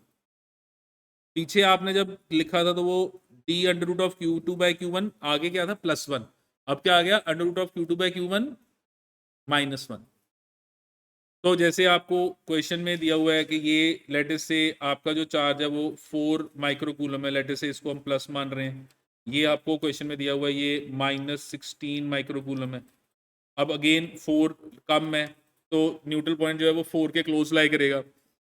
आप x निकालना चाहते हो तो वो क्या बन जाएगा? d 16/4 -1। हाँ जी कितना आ जाएगा ये? This will be d। तो आपका ये जो डिस्टेंस है ये x किसके इक्वल आ गया? d के इक्वल आ गया। तो प्लस q से कितना डिस्टेंस बन रहा है? d, और -2q से कितना डिस्टेंस बन रहा है? d plus d, that is twice of d। तो ये शॉर्टकट्स हैं, अगर याद रख लोगे तो बेटर है, पर आपको ये याद रखना है कि जब आइडेंटिकल चार्जेस हैं तो नीचे +1 आ रहा है, और जब अनलाइक है तो फिर नीचे -1 आ रहा है। हाँ जी ठीक है ये। अब देखो हमारे पास एक पॉजिटिव चार्ज रिंग है, और ये जो रिंग है इसका जो रेडियस है वो कैपिटल आ रहा है, और हमारे पास ये एक्सिस ऑफ द रिंग है, और हम ये जो एक्सिस ऑफ रिंग है इसके ऊपर एक पॉइंट है, वहाँ पे निकालना चाहते हैं electric field due to the ring. और ये जो आपका डिस्टेंस है पॉइंट का वो स्मॉल r हमें दिया हुआ है, तो हमने रेगुलर में इसकी डेरिवेशन की हुई है, हमने वो इलेक्ट्रिक फील्ड निकाली हुई है। हाँ जी, यहाँ पे कितनी इलेक्ट्रिक फील्ड थी जब आप इस रिंग के कारण कैलकुलेट करोगे तो कितनी आएगी? 1/4 pi epsilon naught q into small r over R square plus capital R square raise to power 3/2। देखो ये ना सारे फॉर्मूले लर्न होने चाहिए। अगर आपको ये फॉर्मूले लर्न नहीं होंगे ना तो आप बोर्ड में भी नहीं कुछ होना और कंपटीशन में तो पक्का ही नहीं होना। You need to remember these formulas, और रिमेंबर करने का एक ही तरीका है, पेपर पे लिखो और इनको लर्न करना स्टार्ट करो। और पेपर पे ऐसे लिखो कि पूरा साल आपके पास रहने चाहिए। अब यहाँ पे देखो, यहाँ पे मेरे पास जब मैं ये फील्ड यहाँ निकालना चाहता हूँ, तो अगर ये मेरा पॉजिटिव सोर्स है, जैसे ये पूरे रिंग का चार्ज प्लस क्यू है, ये पूरे रिंग का चार्ज प्लस क्यू है, तो मेरी जो इलेक्ट्रिक फील्ड लगेगी वो किधर को लगेगी? Along the axis away from the ring. और अगर ये रिंग नेगेटिव होती, अगर ये रिंग माइनस क्यू चार्ज होती, फिर क्या होना था? फील्ड लगनी थी towards the centre of the ring. बस यही फर्क पड़ना है कि अगर नेगेटिव रिंग है तो फील्ड टुवर्ड्स द सेंटर है, और अगर पॉजिटिव रिंग है तो field away from the centre है। तो ये हमें इलेक्ट्रिक फील्ड की डायरेक्शन पता लगी। अच्छा, इसमें अगर मैं एट सेंटर देखूं, अगर मैं ये सेंटर पे जाके देखूं, ये सेंटर, तो एट सेंटर स्मॉल आर क्या हो जाएगा? 0। इलेक्ट्रिक फील्ड क्या हो जाएगी? 0। तो एट सेंटर हम क्या नोटिस कर रहे हैं कि फील्ड 0 है। और फिर हमने क्या नोटिस किया था कि सेंटर पे फील्ड 0 है, सेंटर से आगे जा रहा हूं तो फील्ड क्या कर रही है? बढ़ रही है। फिर जब बहुत दूर जाऊंगा तो फील्ड फिर कम होनी शुरू हो जाएगी। इसका मतलब एक पॉइंट है जहां पे फील्ड मैक्सिमम है। तो हमने डिस्कस किया था ये कि कहां पे फील्ड मैक्सिमम है। तो हमने डिस्कस किया था कि field is maximum when your small R is capital R by root two, where capital R is the radius of the ring. तो capital R by root two मतलब जब आपके पास लेट अस से ये जो डिस्टेंस है, ये capital R by root two distance है, तो वहां पे इलेक्ट्रिक फील्ड की वैल्यू क्या होगी? मैक्सिमम होगी। तो capital R by root two वाली जगह पे इलेक्ट्रिक फील्ड क्या होगी? मैक्सिमम होगी। मेरे को पेपर में अगेन इसका भी ग्राफ आएगा बनाने को। वो कहेगा कि on the axis field, on the axis field का ग्राफ बनाओ। तो जब मैं सेंटर पे हूं तो फील्ड क्या है? 0। सेंटर से मैं दूर जा रहा हूं, फील्ड बढ़ रही है, फिर फील्ड क्या होगी? मैक्सिमम। उसके बाद फील्ड कम होनी शुरू होगी, और मेरी फील्ड जो है वो मैक्सिमम हो रही है। कहाँ पे मैक्सिमम हो रही है? जब मेरा स्मॉल आर किसके इक्वल है? Capital R by root two, where capital R क्या है? Radius of ring. अब देखो यहाँ पे ना ये पॉजिटिव है ना, पॉजिटिव।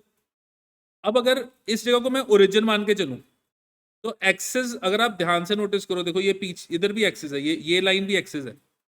और अगर मैं यहाँ पे पॉइंट लूं, यहाँ पे पॉइंट लूं, तो फील्ड की डायरेक्शन किधर को बनेगी? अवे। और ये अगर आप डायरेक्शन लो, और ये जिस डायरेक्शन को आप पॉजिटिव मान रहे थे, फील्ड की डायरेक्शन उस डायरेक्शन से क्या आ रही है? ऑपोजिट आ रही है। तो अगर मेरे को बाय चांस एग्जामिनर ने ग्राफ यहां पे भी बनाने को दिया, तो फिर मेरा ग्राफ कैसा बनेगा? शेप वैसी बनेगी जैसे मैंने बनाई है, लेकिन ये नीचे को ग्राफ बनेगा। ये समझ में आया नीचे को ग्राफ क्यों बन रहा है? क्योंकि अगर मैं ये वाली साइड लूं तो फील्ड की डायरेक्शन ऑपोजिट होगी, और ऑपोजिट का मतलब कि अब फील्ड प्लस नहीं होगी, फील्ड क्या होगी? माइनस। और अगेन बन वही रहा है कि आपकी फील्ड यहाँ पे ये मैक्सिमम है, और ये जो पोजीशन है ये minus R by root two, क्योंकि एक plus R by root two आ गया राइट साइड पे, और ये ओरिजिन का लेफ्ट साइड है। तो ओरिजिन का लेफ्ट साइड, तो यहाँ पे जो आपका डिस्टेंस आएगा वो कितना हो गया? Minus R by root two. तो ये वेरिएशन समझ में आ गई? हाँ जी, क्लियर है वेरिएशन? और फॉर्मूला तो पता ही है, बस लर्न करना है। अब कंपटीशन में इसका एक स्टेप और ऊपर आएगा, और वो क्या है? ये क्लियर है? मेरे पास लेट अस से ये एक गिवन रिंग है, और मैंने इस गिवन रिंग को सपोज प्लेस किया, और मेरे को एग्जामिनर कहता है कि ये सेंटर ऑफ द रिंग। तो ये जो पॉइंट हुआ है ये सेंटर ऑफ द रिंग हो गया। यहाँ पे इस पूरे रिंग पे प्लस क्यू चार्ज है, तो सेंटर ऑफ रिंग जो है वहाँ पे फील्ड कितनी आएगी, 0 आएगी। अभी करके हटे हैं, रिंग के सेंटर पे फील्ड 0। अब पता क्या होगा, एग्जामिनर क्या करेगा, वो मुझे इस क्वेश्चन में रिंग की जगह एक आर्क दे देगा, रिंग का एक छोटा हिस्सा। तो मेरे पास क्वेश्चन में अब रिंग की जगह क्या आ गया, आर्क। तो अब मेरे पास ये रिंग की जगह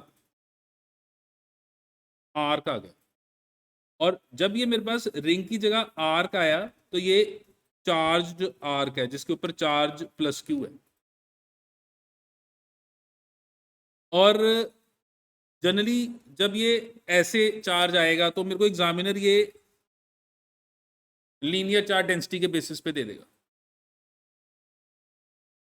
और अब इस रिंग की आर्क पे जो लीनियर चार्ज डेंसिटी है वो कितना है, लेमडा। क्वेश्चन आ जाएगा कि अब इसके कारण at the centre of the ring electric field निकालो। कहाँ इलेक्ट्रिक फील्ड निकालनी है, सेंटर ऑफ द आर्क। मतलब वो जो ये जो आर्क है वो एक सर्कल का पार्ट है, जो उस सर्कल का सेंटर है वही इस आर्क का भी सेंटर है। एंड लेटे से ये जो आपका गिवन रेडियस है ये लेटे से आर है, ये जो आपका आर्क का सेंटर से जो डिस्टेंस है ये वाला, ये लेटे से आर है। आप अब क्या करोगे, आर्क के जो दो एंड्स हैं उनको लेके इस आर्क के ऊपर आप बनाओगे एक परपेंडिकुलर बाइसेक्टर। आर्क पे क्या बनाओगे, एक परपेंडिकुलर बाइसेक्टर। जब भी आर्क आएगी क्या करोगे, एक परपेंडिकुलर बाइसेक्टर बनाओगे। परपेंडिकुलर बाइसेक्टर का मतलब एक लाइन बनाओगे जो सेंटर से उस आर्क को दो इक्वल पार्ट्स में डिवाइड करे। सेंटर से उस आर्क को क्या करे, दो इक्वल पार्ट्स में डिवाइड करे। जब भी ऐसे आर्क वाला क्वेश्चन आएगा तो क्या करोगे, एक लाइन आप बनाओगे। कौन सी लाइन बनाओगे, जो उस आर्क का क्या होगी, परपेंडिकुलर बाइसेक्टर। मतलब सेंटर से एक लाइन जो आर्क को दो इक्वल पार्ट्स में क्या करे, डिवाइड करे। तो दोनों एंड्स के साथ जो आपका एंगल बनेगा वो सेम हो जाएगा। अब जो आपकी इस पॉइंट पे इलेक्ट्रिक फील्ड आएगी वो इलेक्ट्रिक फील्ड की जो वैल्यू होगी that will B 2k lambda by r sin of theta. So this will be your given electric field at your given point due to a charged arc. तो जब भी एक arc होगा, मतलब एक रिंग का आपको पार्ट दिया हुआ है, पूरी रिंग नहीं है, उसका एक पार्ट दिया हुआ है और उस पार्ट की लीनियर चार्ज डेंसिटी दी हुई है, और क्वेश्चन कह रहे हैं इलेक्ट्रिक फील्ड निकालो। कहाँ निकालो, उसके सेंटर पे। तो इलेक्ट्रिक फील्ड की वैल्यू कितनी होगी, 2k lambda by r into sin theta, where what is this k, this k is 1 over 4 pi epsilon naught। ये जो k है ये क्या है, 1 over 4 pi epsilon naught। अब फील्ड जो है वो तो एक वेक्टर क्वांटिटी है, तो इसकी डायरेक्शन क्या होगी। तो अगर आपका ये रिंग पॉजिटिव है तो आपकी जो फील्ड की डायरेक्शन होगी वो ऑन द परपेंडिकुलर बाइसेक्टर होगी, away from the charge. So direction of electric field,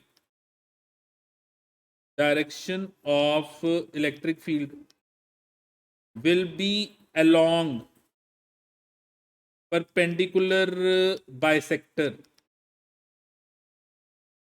तो डायरेक्शन ऑफ इलेक्ट्रिक फील्ड जो होगी वो परपेंडिकुलर बाइसेक्टर के अलोंग होगी। अच्छा, अलोंग का मतलब परपेंडिकुलर बाइसेक्टर पे बनेगी। अब बस ये है कि अगर ये रिंग पॉजिटिव है तो आपकी फील्ड की डायरेक्शन ऐसे अवे, और अगर ये नेगेटिव होती तो फिर फील्ड की डायरेक्शन होनी है परपेंडिकुलर बाइसेक्टर वाली लाइन पे ही है, लेकिन टूवर्ड्स। आज समझ में आ रहा है ये अवे एंड टूवर्ड्स, कि अगर मेरा वो आर्क जो है वो पॉजिटिव है तो फील्ड की डायरेक्शन उससे अवे है ऑन द परपेंडिकुलर बाइसेक्टर, और अगर वो नेगेटिव है तो फील्ड की डायरेक्शन उस आर्क के टूवर्ड्स है but along the perpendicular bisector. तो मेरे पास ये जो गिवन केस है, इस गिवन केस में मैं क्योंकि अपनी गिवन रिंग को पॉजिटिव रिंग मान के चल रहा हूँ, तो मेरी इलेक्ट्रिक फील्ड की ये गिवन डायरेक्शन होगी along the perpendicular bisector, away from the arc. और अगर यही नेगेटिव होता तो ये टुवर्ड्स द आर्क होना था। तो हमेशा जब भी आर्क आएगा क्या करोगे, उस आर्क के ऊपर पहले क्या करो, एक सेंटर से परपेंडिकुलर बाइसेक्टर बनाओ, मतलब एक लाइन बनाओ जो उस आर्क को दो इक्वल पार्ट्स में डिवाइड करे, और फिर परपेंडिकुलर बाइसेक्टर का दोनों एंड्स के साथ एंगल देख लो। दोनों एंड्स के साथ ऑब्वियसली एंगल क्या बनेगा, सेम। और जो फील्ड की वैल्यू होगी वो क्या होगी, 2k lambda by R into sine theta. हम इसको प्रूव कर सकते हैं, पर अगेन कॉम्पिटिशन्स में आपको डेरिवेशन नहीं आनी, और रेगुलर क्लास का ये सिलेबस का पार्ट नहीं है। मैं इसको प्रूव कर सकता हूँ इंटीग्रेशन करके, मैं एक छोटा सा पार्ट ले लूंगा, उसको इंटीग्रेट करूंगा, मेरा आंसर आ जाएगा, but I don't need it, तो इसलिए मैं वो करके नहीं दिखाऊंगा। हाँ जी, क्लियर है। बाकी अगर किसी को पता भी करना होगा तो एक्स्ट्रा टाइम लेके आप पूछ सकते हो, कोई प्रॉब्लम नहीं, हम उसको करके दिखा देंगे, लेकिन हमें कंपटीशन के लिए फॉर्मूला याद रखना। अब देखो, अगर आपके पास ऐसे क्वेश्चन आ गया कि you have this semicircular arc या semicircular ring, and this semicircular ring is of let us say radius r, and question says that find the electric field at the center of this semicircular ring, and it is given that its linear charge density is lambda। तो semi circular ring के ऊपर अगर आप perpendicular bisector बनाओगे तो आप क्या notice करोगे कि ये जो आपको लाइन नजर आ रही है, ये वाली, ये आपका परपेंडिकुलर बाइसेक्टर हो जाएगा। और जब आप ये देखोगे तो परपेंडिकुलर बाइसेक्टर, ये आपका जो परपेंडिकुलर बाइसेक्टर है, ये दोनों एंड्स के साथ कितना एंगल बनाएगा, 90। तो आपका यहाँ पे थीटा कितना आ जाएगा, 90। और अगर मैं यहाँ पे इलेक्ट्रिक फील्ड निकालना चाहता हूँ तो वो कितनी बनेगी, 2k lambda by R into sine 90। Sine 90 क्या आ गया, 1। तो मेरे पास जो इलेक्ट्रिक फील्ड की वैल्यू आएगी वो कितनी आ गई, 2k लेमडा बाय आर, ये इलेक्ट्रिक फील्ड की वैल्यू होगी। और ये जो इलेक्ट्रिक फील्ड की वैल्यू आ गई 2k लेमडा बाय आर, इसकी डायरेक्शन क्या बनेगी, क्योंकि पॉजिटिव है तो डायरेक्शन बनेगी away from the ring, along the perpendicular bisector. और ये आपकी जो गिवन फील्ड है, ये आपकी फील्ड की डायरेक्शन आ गई। तो देखो क्लियर है, ये मैंने डायरेक्शन कैसे बनाई है। और मेरा ये जो k है, k ये कितना है, 1/4 पाई एप्सिलॉन नॉट, के की वैल्यू 1/4 पाई एप्सिलॉन नॉट, ये याद रखना है। क्योंकि समटाइम्स वहां पे ना चॉइस में के नहीं लिखा होता, वहां पे वो ये के की वैल्यू वहां पे पुट करके फिर चॉइसेस होती हैं। तो आप पहले 2k लेमडा बाय आर करके फिर के पुट कर दो, वहां पे सॉल्व कर लो। जैसे अगर मैं यहाँ पे के पुट कर दूं तो ये 1/4 पाई एप्सिलॉन नॉट आ जाएगा, तो lambda over 2 pi epsilon naught into R आ जाएगा। हाँ जी, क्लियर है ये। और अगर मैं ये देखो दूसरा क्वेश्चन लूं, मेरे पास ये क्वार्टर ऑफ अ रिंग है, क्वेश्चन आ गया you have a quarter of a ring, ये 1/4 ऑफ अ रिंग है, और इसका जो गिवन रेडियस है वो मुझे दिया हुआ है आर। और क्वेश्चन कह रहा है कि इसका, या इसको हम लेते हैं लेटर से नेगेटिव ले लेते हैं, क्योंकि हमने पॉजिटिव तो सारे ही लिए हैं, तो हम इसको नेगेटिव ले लेते हैं ताकि थोड़ा सा हमें नेगेटिव को भी डील करना आ जाए। तो ये माइनस लेमडा। क्वेश्चन आ गया कि इसकी फील्ड निकालो। क्या करूंगा मैं, पहले परपेंडिकुलर बाइसेक्टर बनाऊंगा।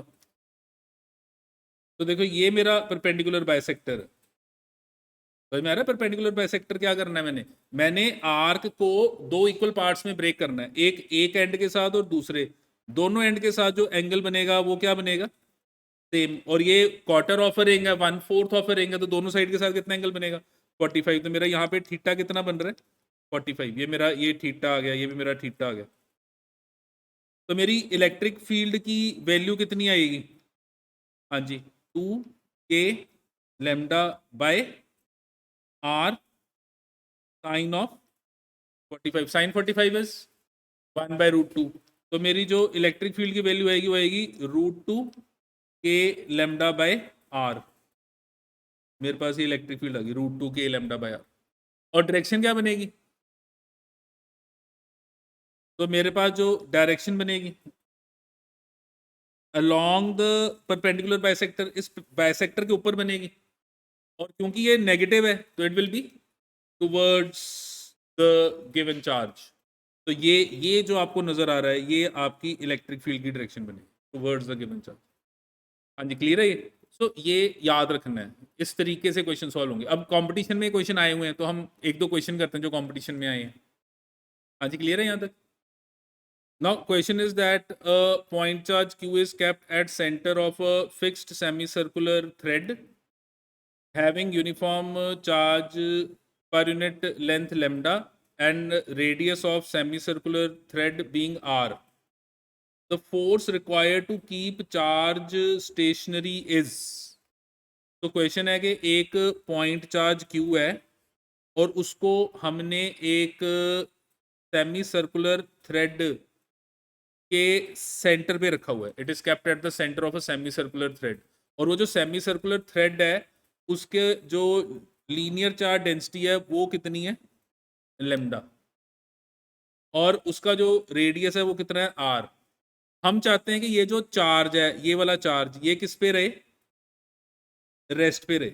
इसको हम रेस्ट पे रखना चाहते हैं। तो क्वेश्चन कह रहा है कि कितनी फोर्स हमें लगानी पड़ेगी ताकि ये रेस्ट पे रहे, कितनी फोर्स लगानी पड़ेगी ताकि ये जो क्यू है ये किस पे रहे, रेस्ट पे रहे। तो फिगर क्या बनेगी हमारी, ये आपके पास एक सेमी सर्कुलर थ्रेड है और ये जो सेमी सर्कुलर थ्रेड आपको दिया हुआ है इसकी लीनियर चार्ज डेंसिटी लैम्डा है, और इसका जो रेडियस है वो आपको दिया हुआ है कैपिटल आर। इसके सेंटर पे आपको दिया हुआ है एक चार्ज क्यू, और हम चाहते हैं कि this Q should remain at rest. हम चाहते हैं कि ये रेस्ट पे रहे। पहले तो देखो ये जो क्यू है इस पे कोई फोर्स लग रही है, तो इस पे फोर्स लग रही है किसके कारण, वो थ्रेड के कारण। थ्रेड फोर्स किधर को लगाएगा, तो पहले तो यहाँ देखते हैं कि थ्रेड फील्ड कितनी लगा रहा है यहाँ पे। तो थ्रेड यहाँ पे जो फील्ड लगा रहा है, अगर मैं उस फील्ड को नोटिस करूँ तो ये आपकी गिवन फील्ड आ गई जो थ्रेड लगा रहा है, और उस फील्ड की वैल्यू कितनी आएगी, 2k lambda by R into sine 90, क्योंकि ये दोनों एंगल आपके 90 हो गए, साइन 91 हो गया।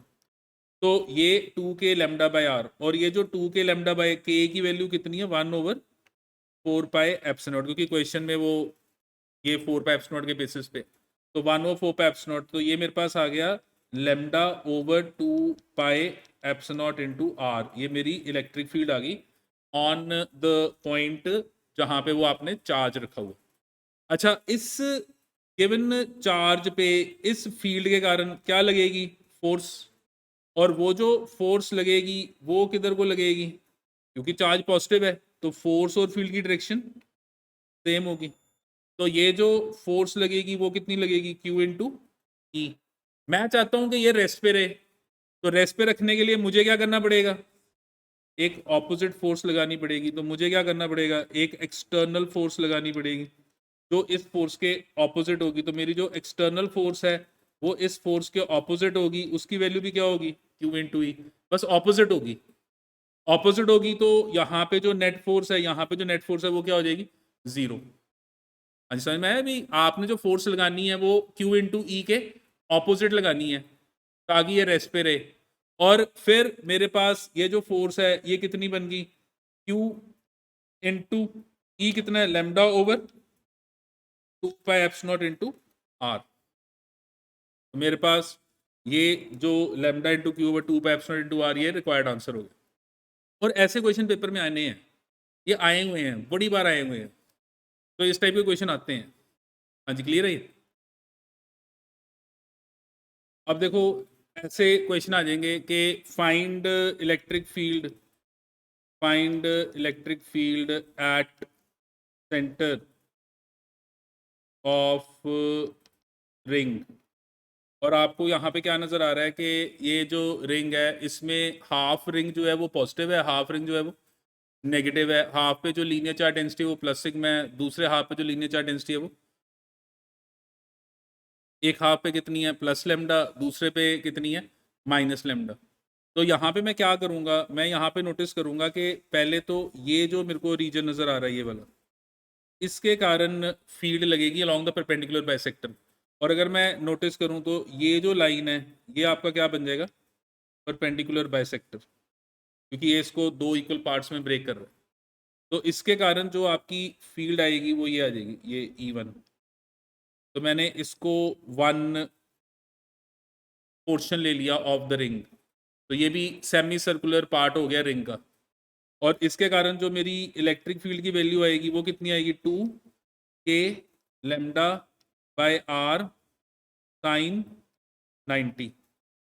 और क्योंकि ये प्लस है तो डायरेक्शन समझ में आ गई। अब मैं क्या करूंगा, ये जो माइनस वाला पोर्शन है मैं इसको देखूंगा, और अगर अब मैं ये माइनस वाले पोर्शन को देखूंगा तो ये माइनस वाले पोर्शन के लिए यही जो आपकी लाइन है यही अभी भी परपेंडिकुलर बाइसेक्टर है। और अभी भी आपका एंगल कितना बन रहा है, थीटा कितना आ रहा है, 90। दोनों केस में थीटा कितना आ रहा है, 90। परपेंडिकुलर बाइसेक्टर एक एंड के साथ जो एंगल बना रहा है वो थीटा है। और इस केस में जो मेरी फील्ड की डायरेक्शन आएगी, क्योंकि नेगेटिव है ना, तो that will be directed towards, तो वैल्यू क्या आएगी, 2k lambda by R and sine 90। हाँ जी ठीक है जी, ये ठीक है, क्लियर है क्या कर रहा हूं मैं। तो what will be the net field, तो एट सेंटर, हाँ जी at centre what will be the net field, दोनों को मैं क्या करूंगा, ऐड कर दूंगा। और अगर मैं दोनों को ऐड करूंगा तो ये जो वैल्यू है ये आ गई 4k लेमडा बाय आर। और जनरली हमें एग्जाम में ये आंसर जब आप देखोगे, क्योंकि आप अगर नोटिस करो तो यहाँ पे एग्जामिनर ऐसे कोऑर्डिनेट्स दिए हुए हैं एक्स वाई, तो अगर आप नोटिस करो तो आपकी जो फील्ड है वो कौन से डायरेक्शन में लग रही है, एक्स एक्सिस। तो जनरली जब आप इसको देखोगे तो ये आंसर, ये के को ओपन करके हमारे पास बन जाएगा 4/4 pi epsilon naught lambda by R, तो ये कैंसिल हो गया। तो आपके पास ये बन जाएगा lambda over pi epsilon naught R I cap. तो हमारा जो गिवन आंसर बनेगा वो lambda over pi eps naught R, आगे क्या आ गया, आई कैप आ गया। तो ये रिक्वायर्ड आंसर आ गया। हाँ जी क्लियर है, देखो ये समझ में आ गया कि जो आर्क है वो कैसे, मतलब रिंग तो हमने किया ही है रेगुलर में, पर हमें आर्क आएगी, और आर्क को कैसे सॉल्व करना है ये समझ में आ गया। तो जब भी आर्क को सॉल्व करना है कैसे करना है, एक परपेंडिकुलर बाइसेक्टर बनाना है, और परपेंडिकुलर बाइसेक्टर का दोनों एंड्स के साथ एंगल सेम बनेगा, वो एंगल कितना होगा, थीटा। और फील्ड की वैल्यू आपकी कितनी आ जाएगी, lambda 2k lambda by R into sine theta. और फील्ड जो है वो परपेंडिकुलर बाइसेक्टर के ऊपर बनेगी। हाँ जी ठीक है, ये क्लियर है ये, हाँ जी समझ गए। अब देखो नेक्स्ट जो आपके पास न्यूमेरिकल्स आएंगे, क्वेश्चंस आएंगे, वो आएंगे on the basis of line charge. अब जो नेक्स्ट क्वेश्चन आएंगे वो किसके बेसिस पे आएंगे, लाइन चार्ज के बेसिस पे। तो हमारे पास लेट से एक लाइन चार्ज है और इसके ऊपर लीनियर चार्ज डेंसिटी जो है वो लेमडा है, and I want to find the electric field at a point P which is lying on the perpendicular bisector of line charge. तो इस टाइप के क्वेश्चन तो बहुत आने हैं जिसमें एक लाइन चार्ज है और आप लाइन चार्ज के कहाँ पे इलेक्ट्रिक फील्ड निकालना चाहते हो, परपेंडिकुलर बाइसेक्टर पे। और आपका ये जो डिस्टेंस है वो लेट से r है, ये आपका डिस्टेंस है r। तो फिर कैसे सॉल्व करोगे, अब मैं क्योंकि परपेंडिकुलर बाइसेक्टर पे हूं तो मैं क्या नोटिस करूंगा कि जो परपेंडिकुलर बाइसेक्टर होगा वो दोनों एंड्स के साथ जो एंगल बनाएगा वो सेम बनाएगा, परपेंडिकुलर बाइसेक्टर दोनों एंड्स के साथ सेम एंगल बनाएगा। और यहाँ पे जो फील्ड आएगी एट पॉइंट P, उसकी जो वैल्यू आएगी वो भी सेम वही 2k lambda over R sine theta, same वही आर्क वाला फॉर्मूला जो आपने आर्क में देखा था ना, सेम वही फॉर्मूला है जैसे आर्क में था, सेम वैसा फॉर्मूला यहाँ पे 2k lambda by R sine theta, where what is r, r is the perpendicular distance of the point from the wire. r जो है वो वायर से आपका कौन सा डिस्टेंस है, परपेंडिकुलर डिस्टेंस। और ये याद रखना है कि ये फॉर्मूला कब लगेगा, जब आपका पॉइंट पॉइंट कहाँ लाए कर रहा है, परपेंडिकुलर बाइसेक्टर, मतलब दोनों एंड्स के साथ जो एंगल बन रहा है वो क्या बन रहा है, सेम।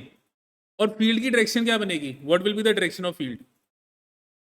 तो जो डायरेक्शन ऑफ फील्ड होगी, that direction of field will be away along the perpendicular bisector. It will be away along the perpendicular bisector if this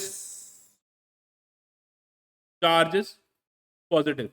और अगर बाय चांस ये चार्ज नेगेटिव होता, अगर ये नेगेटिव होता, तो फिर फील्ड की direction again along the bisector होनी थी, but towards. तो direction of field is along perpendicular bisector. Direction of field will B along perpendicular bisector. बस फर्क पड़ेगा कि अगर वो सोर्स पॉजिटिव है तो along perpendicular bisector away, and अगर नेगेटिव है तो along perpendicular bisector but towards the source. हाँ जी, ये ठीक है, ये क्लियर है, ये समझ में आ गया क्या किया हमने? हाँ जी ठीक है. अच्छा, अब अगर ये इन्फिनाइट लॉन्ग है तो फिर क्या होगा? तो अगर आपका ये जो गिवन लाइन चार्ज है ये इन्फिनाइट लॉन्ग है और आप पॉइंट पी पे at distance R electric field निकालना चाहते हो, तो यहाँ पे जो आपकी इलेक्ट्रिक फील्ड आएगी वो आएगी 2k लेमडा बाय आर. अच्छा, थीटा यहाँ पे कितना हो जाएगा? 90. क्योंकि ये अब इन्फिनाइट है तो ये ऊपर, ये एंगल बढ़ता जाएगा इन्फिनिटी, ऊपर ऊपर ऊपर, और ये मैक्सिमम एंगल कितना हो जाएगा? 90. एंड साइन 90 क्या हो जाएगा? 1. और के यहाँ पे अगेन क्या है? 1/4 पाई एप्सिलॉन नॉट. तो आप यहाँ पे अगर वैल्यू पुट करोगे तो ये आएगी lambda over 2 pi epsilon naught into R. तो एक ही मतलब है दोनों का, मतलब सेम ही बन रहा है. तो अगर इन्फिनाइट लॉन्ग है, और ये तो आपने रेगुलर में भी किया हुआ है कि इन्फिनाइट लॉन्ग लाइन चार्ज, ये तो हमें रेगुलर में भी आएगा क्वेश्चन, अगर इन्फिनाइट लॉन्ग है तो क्या होगा? तो it is 2k lambda by R और it is lambda over 2 pi epsilon naught into R. And direction क्या बनेगी? अगेन वही कि ये जो आप ले रहे हो परपेंडिकुलरली अवे, अवे अगर ये सोर्स पॉजिटिव है, और टुवर्ड्स अगर सोर्स, हाँ जी, अगर सोर्स नेगेटिव. अब कंपटीशन में ना, जेई मेंस में एक और कंसेप्ट आएगा, और वो जो आपका कंसेप्ट आएगा वो आएगा, you have to find the electric field at a point P at distance R. Again ये परपेंडिकुलर डिस्टेंस है, बट ये जो लाइन है it is not the perpendicular bisector. Perpendicular bisector वो थी जो लाइन को इक्वल पार्ट्स में ब्रेक कर रही थी. अब यहाँ पे आपने जब इधर फील्ड निकालनी है तो आप क्या नोटिस करोगे? आप नोटिस करोगे कि एक एंगल जो है वो आपका θ1 बनेगा और दूसरा एंगल आपका θ2 बनेगा. अब दोनों एंगल सेम नहीं है. हाँ जी, फर्क पता लगा क्या है? फर्क यहाँ पे ये है कि जब आप इस टाइप के क्वेश्चन सॉल्व करोगे, कौन से टाइप के, ये जो आप अभी देख रहे हो, इस वाले केस में आप क्या नोटिस करोगे कि आपकी जो गिवन अब लाइन है, कौन सी लाइन? जो वायर के परपेंडिकुलर है, क्योंकि आपका ये जो डिस्टेंस आ रहा है ये परपेंडिकुलर डिस्टेंस होता है. तो ये जो परपेंडिकुलर डिस्टेंस आपका जो बन रहा है वो वायर को इक्वल पार्ट्स में डिवाइड नहीं कर रहा. तो अब वो दोनों एंड्स के साथ सेम एंगल नहीं बना रहा. और अगर वो दोनों एंड्स के साथ सेम एंगल नहीं बना रहा, फिर उस केस में क्या होगा? तो इस केस में आप क्या नोटिस करोगे कि अब दो फील्ड्स आएंगी. एक फील्ड आएगी,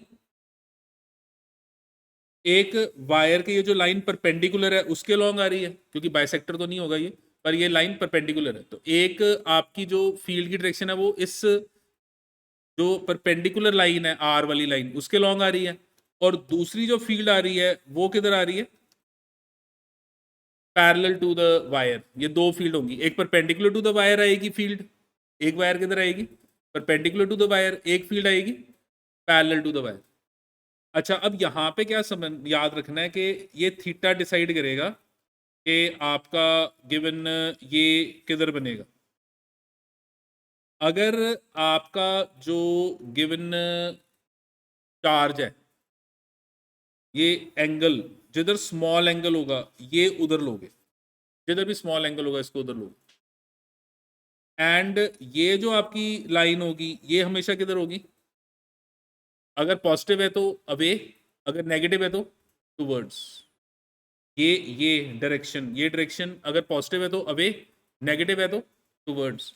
और ये वाली जो आपकी लाइन है ये, क्योंकि देखो ऐसे दो बन सकती थी, एक नीचे भी बन सकती थी, आपने हमेशा E2 जो है वो जिधर स्मॉलर एंगल है उस वाली साइड पे बनाना है, स्मॉलर एंगल वाली साइड पे बनाना है, ठीक है। और यहां पे E1 की जो वैल्यू आएगी that will be equal to K lambda by R sin theta 1 plus sin theta 2, so it will be equal to K lambda by R sin theta 1 plus sin theta 2, and E2 will be equal to K lambda by R cos theta 1 minus cos theta 2। अच्छा, अब एक simple सी बात है, जैसे आप कहोगे sir ये नहीं याद रहना कि ये लाइन किधर बनानी है, ये नहीं याद रहना, तो सिंपल सी बात याद रखो, जिधर एंगल पहला वाला लिख रहे हो ना, जिधर पहला वाला एंगल लिख रहे हो, ई को उधर बनाओ, ठीक है। जिधर पहला वाला एंगल ई को उधर बनाओ। अगर आपका आंसर प्लस में आ गया तो ई की डायरेक्शन वही लोगे जो आपने ली है, और अगर आपका आंसर माइनस में आ गया तो जो ई की डायरेक्शन आपने ली है उसके ऑपोजिट बनेगी। बाकी ये याद रखो कि कोशिश हमेशा करो कि ई को स्मॉलर एंगल वाली साइड पे बनाओ और स्मॉलर एंगल को पहला लिखो। क्यों? क्योंकि कॉस का स्मॉल एंगल बड़ा होता है। Cos 0 is 1, cos 90 is 0। मतलब कॉस में थीटा बढ़ाते हो तो कॉस की वैल्यू डाउन जाती है। तो स्मॉलर एंगल अगर कॉस का लोगे तो प्लस में आएगा, बिगर एंगल कॉस का लोगे तो वो माइनस में आएगा। तो अगर आप चाहते हो कि ये आंसर पॉजिटिव आए तो ये जो एंगल है ये छोटा होना चाहिए। अगर ये एंगल छोटा होगा तो ये आंसर किस में आएगा? प्लस में। और जो एंगल यहां लेना है उसी के अलोंग ये फील्ड बनानी है। और ये वाली जो फील्ड बननी है ये प्लस माइनस डिसाइड करेगा। अगर प्लस है तो फील्ड किधर होगी? अवे। माइनस होगी तो फील्ड किधर होगी? टूवर्ड्स। ठीक है ना? मतलब प्लस माइनस डिसाइड करेगा कि E1 की डायरेक्शन क्या होगी, और E2 की डायरेक्शन जो है वो थीटा जो पहले लिखोगे उसके हिसाब से होगी। और यहां पे देखो, अगर ये लाइन परपेंडिकुलर बाइसेक्टर होती, जैसे पीछे मैंने परपेंडिकुलर बाइसेक्टर लिया था, तो पीछे जब परपेंडिकुलर बाइसेक्टर लिया था तो थीटा 1 और थीटा 2 क्या थे? परपेंडिकुलर बाइसेक्टर में थीटा 1 थीटा 2 इक्वल होते हैं। तो यहां पे देखो अगर इक्वल पुट कर दो तो ये वैल्यू खत्म हो जाएगी ना। सो ज्यादातर क्वेश्चन ऊपर वाले आएंगे, पर हमने अपने आप को इसके हिसाब से भी प्रिपेयर्ड रखना है। अगर हम जेई एडवांस की बात करें फिर तो पक्का ही रखना है, पर मेंस में भी इतने सारे पेपर होते हैं, समटाइम्स कभी आ जाता है क्वेश्चन। तो आपको ये रिलेशन याद रखना है कि दो फील्ड आएंगे। तो नेट फील्ड क्या बनेगी? क्योंकि अभी ये तो दो फील्ड आ गई ना, तो नेट फील्ड क्या बनेगी? E1 square plus E2 square under root. क्योंकि ये दो फील्ड बन रही हैं तो नेट फील्ड अब इन दोनों का वेक्टर सम होगी, that will be E1 square plus E2 square under root. तो मेरी नेट फील्ड आ गई। हाँ जी, ये समझ में आ गया। अब वैसे ये क्वेश्चन कम आता है, इसका स्पेशल केस आता है, और इसका स्पेशल केस क्या है वो देखते हैं। Now we want to find electric field at a point P due to your infinite line charge. और ये जो इन्फिनाइट लाइन चार्ज है इसका लीनियर चार्ज डेंसिटी लैम्डा है, और ये जो इन्फिनाइट लाइन चार्ज है ये परपेंडिकुलर डिस्टेंस r पे है, but the point is near one end of the wire. ये जो पॉइंट है, point P is near one end of wire. मतलब है वायर इन्फिनाइट है, देखो ये इन्फिनाइट है, वायर इन्फिनाइट है, पर पॉइंट जो है वो वायर के सामने नहीं है। कहां पे है? वायर के एक एंड पे है। मतलब एक एंड पे पॉइंट है, दूसरा एंड नजर नहीं आ रहा। दूसरा एंड क्यों नहीं नजर आ रहा? क्योंकि वायर इन्फिनाइट है। अब ऐसे केस में देखो, ये जो पॉइंट अगर आप इसको ध्यान से नोटिस करो, तो इसका जो नीचे वाला एंगल है अगर मैं उसको θ1 लिख दूं तो θ1 क्या हो जाएगा 0, और इसका जो ऊपर वाला एंगल है अगर मैं इसको θ2 लिखूं तो वो क्या हो जाएगा 90।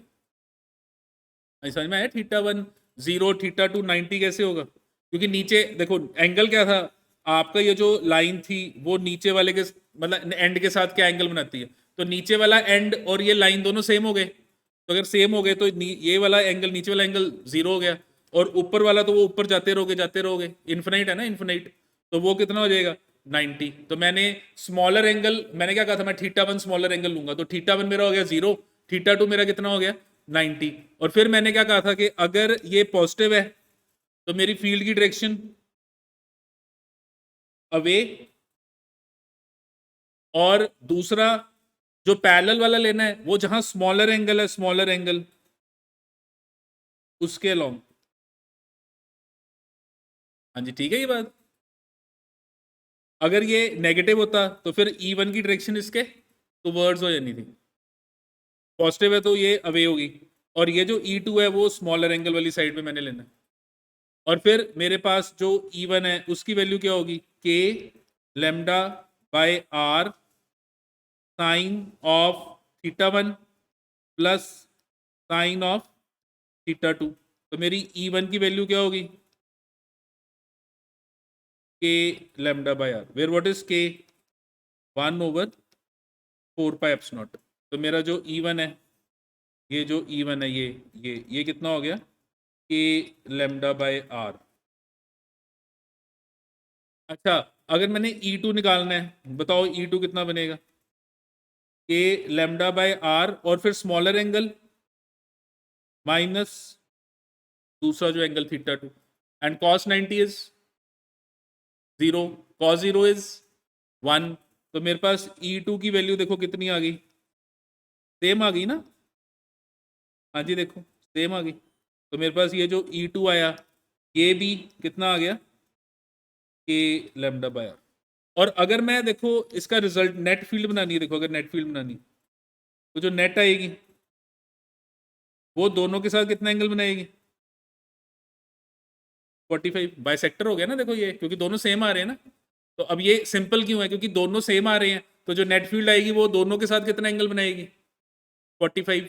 और नेट फील्ड जो आएगी, जो नेट फील्ड आएगी वो क्या आ जाएगी, वो आ जाएगी E1 square plus E2 square under root, दोनों सेम है तो कितनी हो जाएगी √2 K लैम्डा बाय R।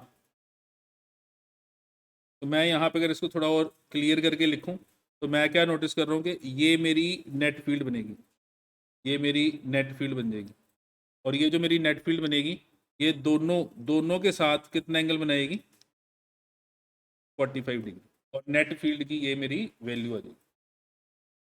तो ये याद रखना है, ये तो नीट वाले भी याद रखेंगे और जेई मेंस तो पक्का ही याद रखेगा, क्योंकि इस पे बेसिस पे क्वेश्चन आएंगे। वो जो ऊपर हमने किया था वो मतलब कम चांसेस हैं उसके, एडवांस में तो पता ही होना चाहिए, पर मेंस के अंदर ये टाइप जरूर आ जाएगी कि आपकी इन्फिनाइट वायर है लेकिन आप इन्फिनाइट वायर के सामने नहीं हो, कहाँ पर हो उसके एंड पे, और जब उसके एंड पे हो तो दूसरा तो एंड इन्फिनाइट वो नजर नहीं आएगा, पर एक के तो बिल्कुल एंड पे हो, तो वहां पे फील्ड के दो डायरेक्शंस होंगी, एक होगी परपेंडिकुलर टू द वायर, एक होगी अलोंग द वायर।